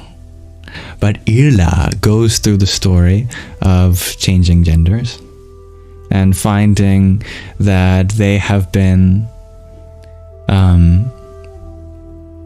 disrespected in one gender and more respected in another, namely being male, and that it breaks their heart to discover this fact. They're living the life of another gender than the one that they were born. That's something that has been around for a long time, unfortunately, sexism. There have been many matriarchal societies though, but yeah, even in ancient times there was sexism. But in ancient times there was a lot of LGBTQ going on. In fact, there's even a word in Vedic Sanskrit for someone of a third gender, and that's Tatpurusha, the third gender.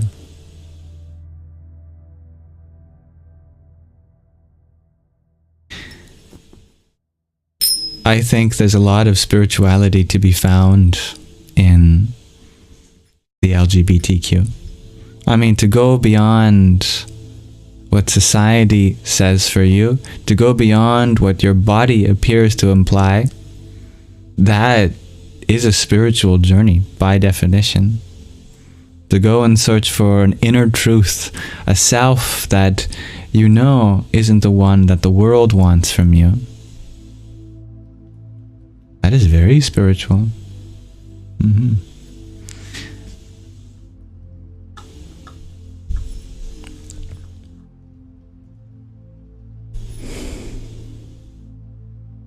And still to this day in India, there is a form of the divine which is half male, half female.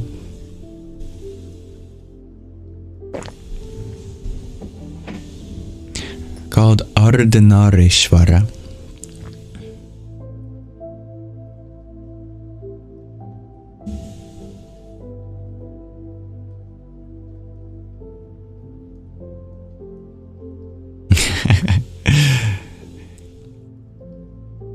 Oh, I'm happy that there's room for you to receive more love, dear Grace.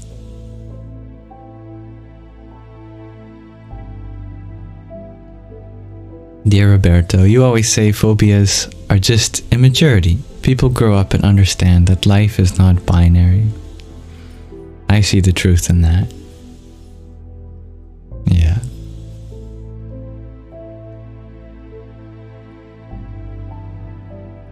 And in case it goes without saying, everyone in the LGBTQ is welcome here, including all of the religions which claim to not be open to it. I disagree. I think there's room for religion and discovering your sexual orientation and your gender at the same time. Because to me, there's nothing about the source of this universe that says you're not supposed to explore these things. And there's nothing that I have ever experienced at the heart of any religion that speaks to any sort of prejudice over a person's orientation or biology or how they choose to identify themselves. That is completely out of the scope of religion.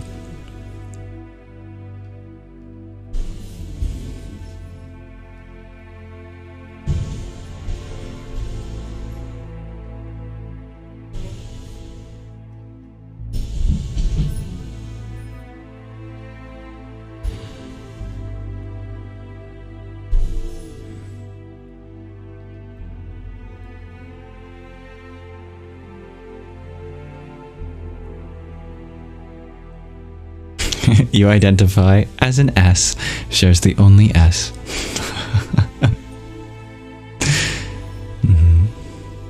I like that, Kalya.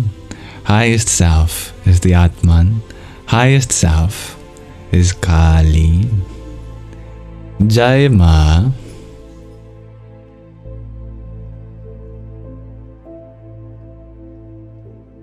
Yes, it's just that, as Mirna says, we have to go beyond these things too.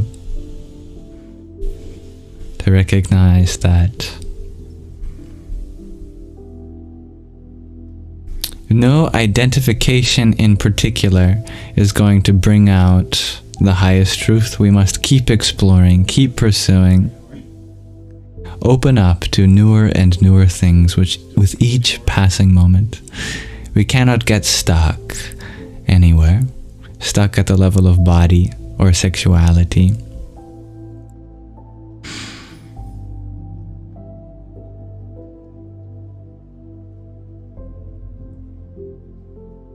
We must harbor love for our bodies, our orientation, as just one dimension of life, but there are infinitely more.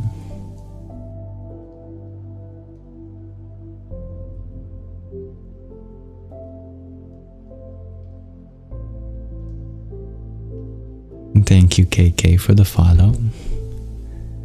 Dear Stevie G, you ask, does sleeping with chanting music help? just like chanting such mantra yourself? Yeah, absolutely.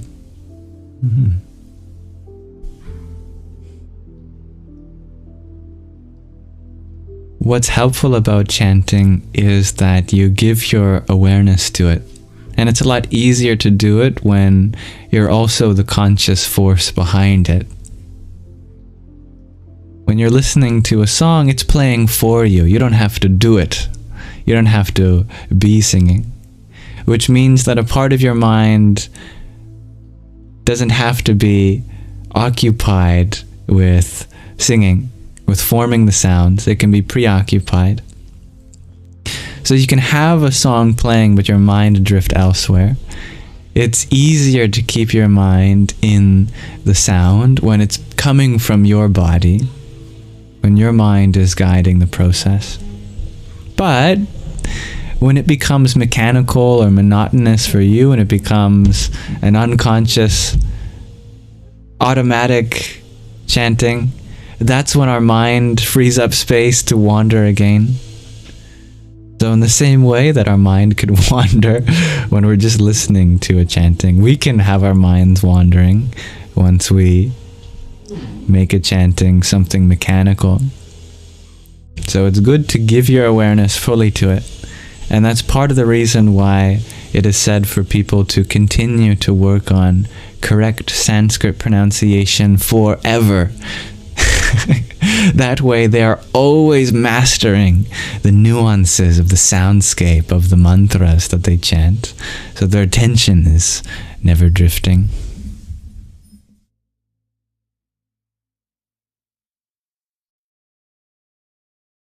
Dear Tattvam Asi, you ask, in this yuga, do you think there will be more religions or less?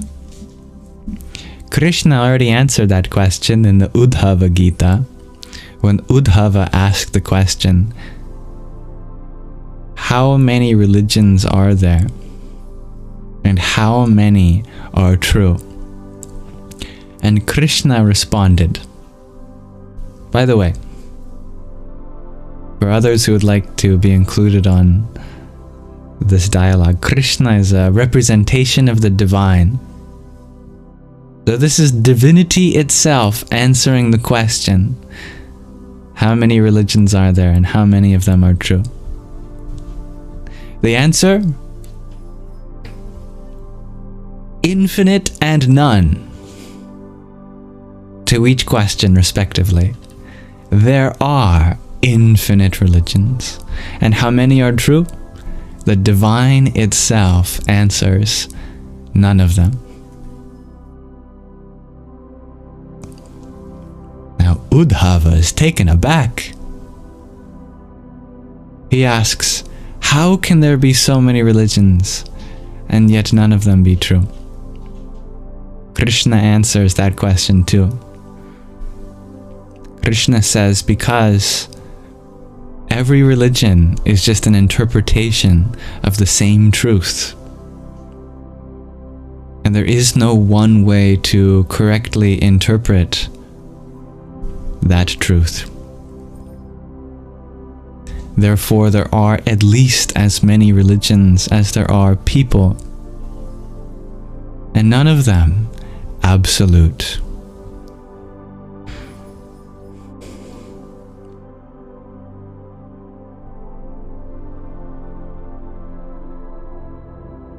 Uddhava is very sad at that answer.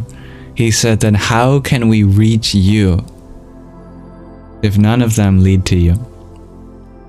And Krishna corrects Uddhava. He said, I didn't say that none of them led to me.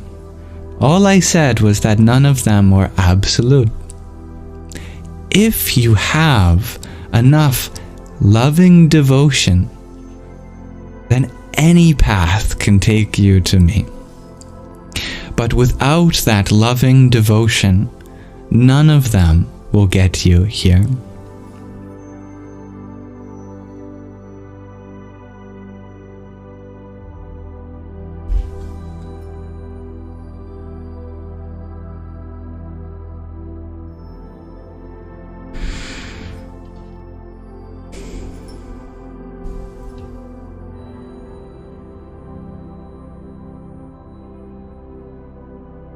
Hello, dear No Complaints.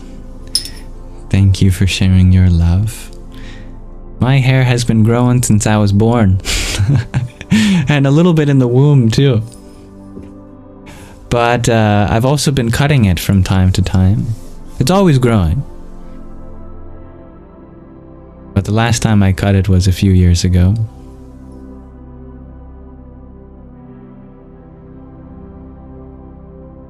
DVG, you share, you sleep with Maha Kali mantra, hoping it helps. Of course. We need all the help we can get. Visionary photography, you had asked, how did you start following religion? I don't follow religion. I follow the truth that exists within all religion. The religion is just a collection of followers. If you follow the followers, then you might end up at the truth, you might not. Depends on who you're following. But if you lead the way there, and if you won't give up, and you believe in yourself, then you forge the same path that others have tried to, but failed. And you walk in parallel with all those who seek the same truth as you.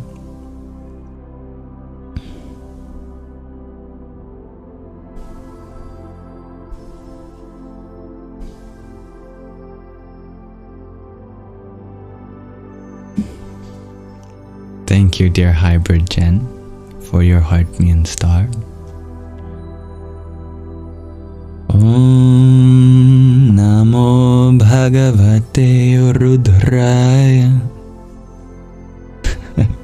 Glad you like that quote, Billy. Right now, this world needs leaders rather than followers.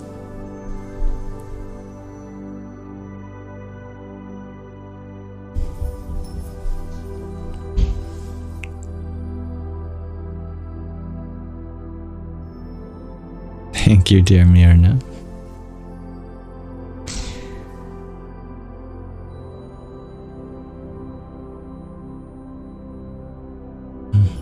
That's a beautiful addition, dear Ash. That truths can vary for each person, and that may be their truth. Indeed. Now we've had a beautiful exploration of many different personal truths. And I thank you all for participating in this live stream today. Before we end today's live stream, as we are nearing the end, there is one last thing I'd like to do with you all.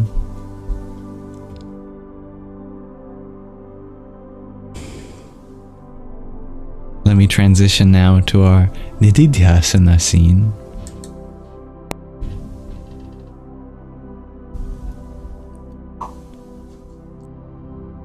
Thank you, Nunya, for your heart me. Thank you for your question, Visionary.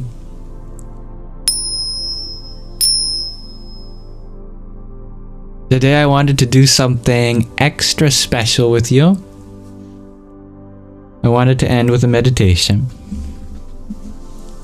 You might say, Yam, we always end the lives with a meditation, and you'd be right. But this meditation is a mantra meditation. And you'd be saying, we often do those too. What's so special about a mantra meditation? Well, this is a mantra that I guarantee you've never done before. I might have wet your whistle a little bit, but still, some of you may say, we've already done mantras you've never done before. What is so unique about this one? Well, the unique meditation of a mantra never done before tonight is one that will be created live from an ancient source with your help. I will need to call upon you, fellow viewers, to help me make this mantra. You see, according to an ancient scripture called the Kamika Agama, mantras are made with a sacred syllable called a bija, and there are many of them, and each syllable has a presiding deity and effect. I need your help in choosing one for us to form a mantra around to meditate on tonight. To do so, I will use the fact that I've shared in a previous video that all of the Sanskrit sounds can be grouped into 5 different elements: space, air, water, earth, fire. Not in that order. And each element is associated with 8 different sounds from 3 binary dimensions. I have a die for each of these elements and a seed syllable for every sound in the Sanskrit sound space. And you will help me choose which elemental die to roll for us to create our mantra tonight. So I'll need to have your help with a poll, as I'm going to ask you all what element you would like to use for our dice roll.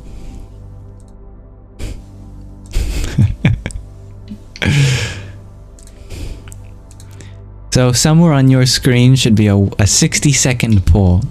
You can pick your element from A, space, B, air, C, fire, D, water, and E, earth. It might be somewhere on your screen. I'm not sure exactly what it looks for you, but we're already having votes come in.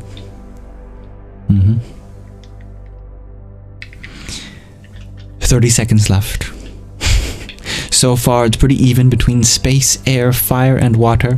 1 vote from each of them. Oh, now it's completely even. Oh, now space has taken a little bit of a lead.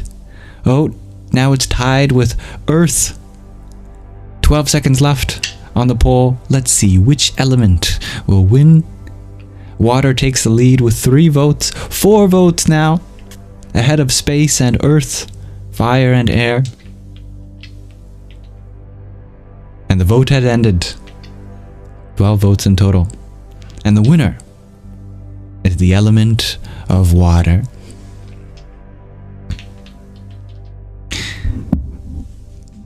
So, with water, our voted element, I will choose the corresponding die, which represents all of the water sounds in Sanskrit. Then I will roll it before your eyes, and this will serve as the seed for our mantra. Water is the element of labial sounds, the ones produced with the lips. Here is the die corresponding to all of the water-based sounds. You can see that it has 8 sides as an octahedron. Now, we will roll this, and that will decide our bija mantra.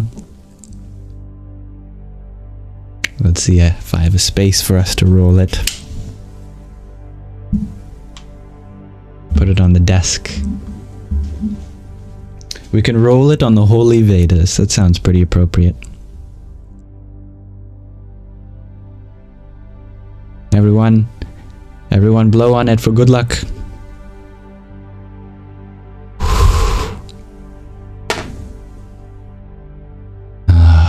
Now this is such a sacred sound, it's not even on my list. I'm afraid we'll have to roll again. This sound, I don't think, can even appear on the as the start of a bija. But that's the beauty of these dice, is they're so complete. They include sounds that are even beyond the creation of mantras. One more time. It's funny, that's probably the only sound that could have shown up that's not on the list. Every other thing we could have rolled on all the dice. How tricky. Now that is our bija. And this is the sound oo. So, with our bija, our seed, we will grow the mantra from there over the next minute or so. And then that will be our mantra tonight. We'll consult the list I've made from the Kamika Agama. All the way up in the vowels, we have our bija, oo, which is represented in the International Alphabet of Sanskrit Transliteration as the letter U. This mantra serves as one for one's household deity. So interestingly enough, this sound does not have association with any deity in particular, but just the deity from our family, from our ancestry, the Vastu Devata. And it is said that that syllable has the power to enchant kings, called Raja Vashikarna in Sanskrit, to enchant leaders. So, let this be a prayer then, that with the power of our ancestors, we may enchant the leaders of the world to become more selfless, more loving, and in the service of the people rather than themselves. So now I'm going to, rather than themselves. So now I'm going to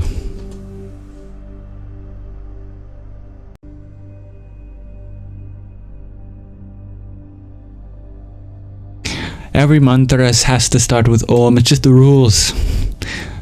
Om. And we take our bija, U, and we add the Anuswara. And then, what was it? Household deities. Vastu Devata. Vastu Devata. And then we'll turn it into the dative form. Aya Namaha.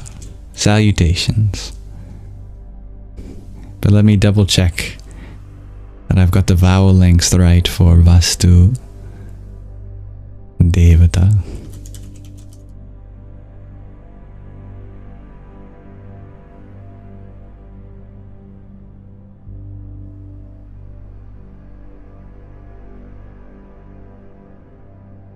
I'm glad I checked. It does have a double length ah in Vastu.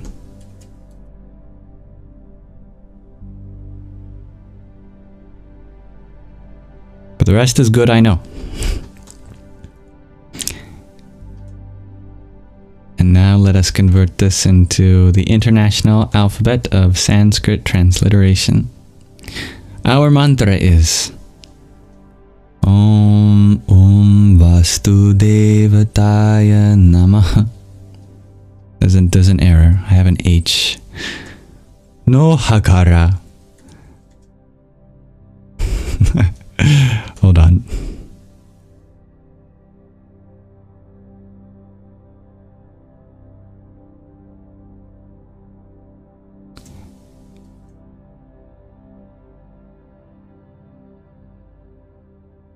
shouldn't have closed out of the keyboard. Oh, I didn't. It's right here.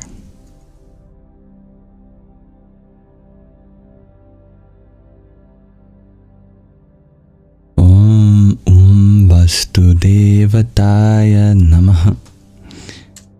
Perfect. And now we'll put it on the screen for us to do our mantra tonight.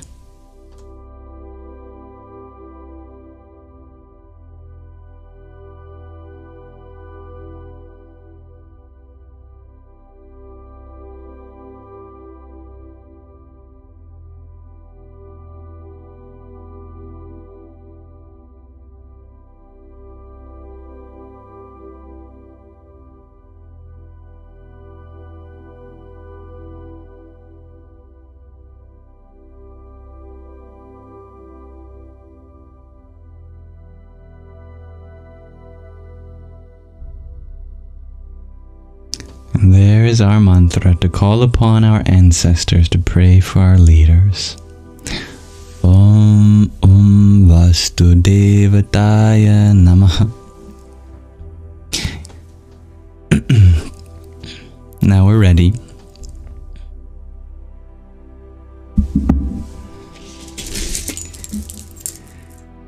To chant tonight, I will be using this Rudraksha mala that'll keep count for me, as all malas are made with 108 beads, plus one more, which counts as the guru. And just like a guru tells us where to start meditating and when to stop, so too the first bead that we look at determines where we start, and when we feel that we've come into contact with a guru bead again, that's when we stop.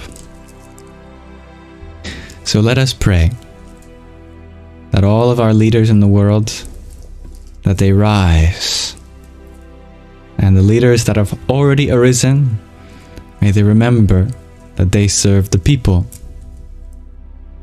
and not their own self-worth.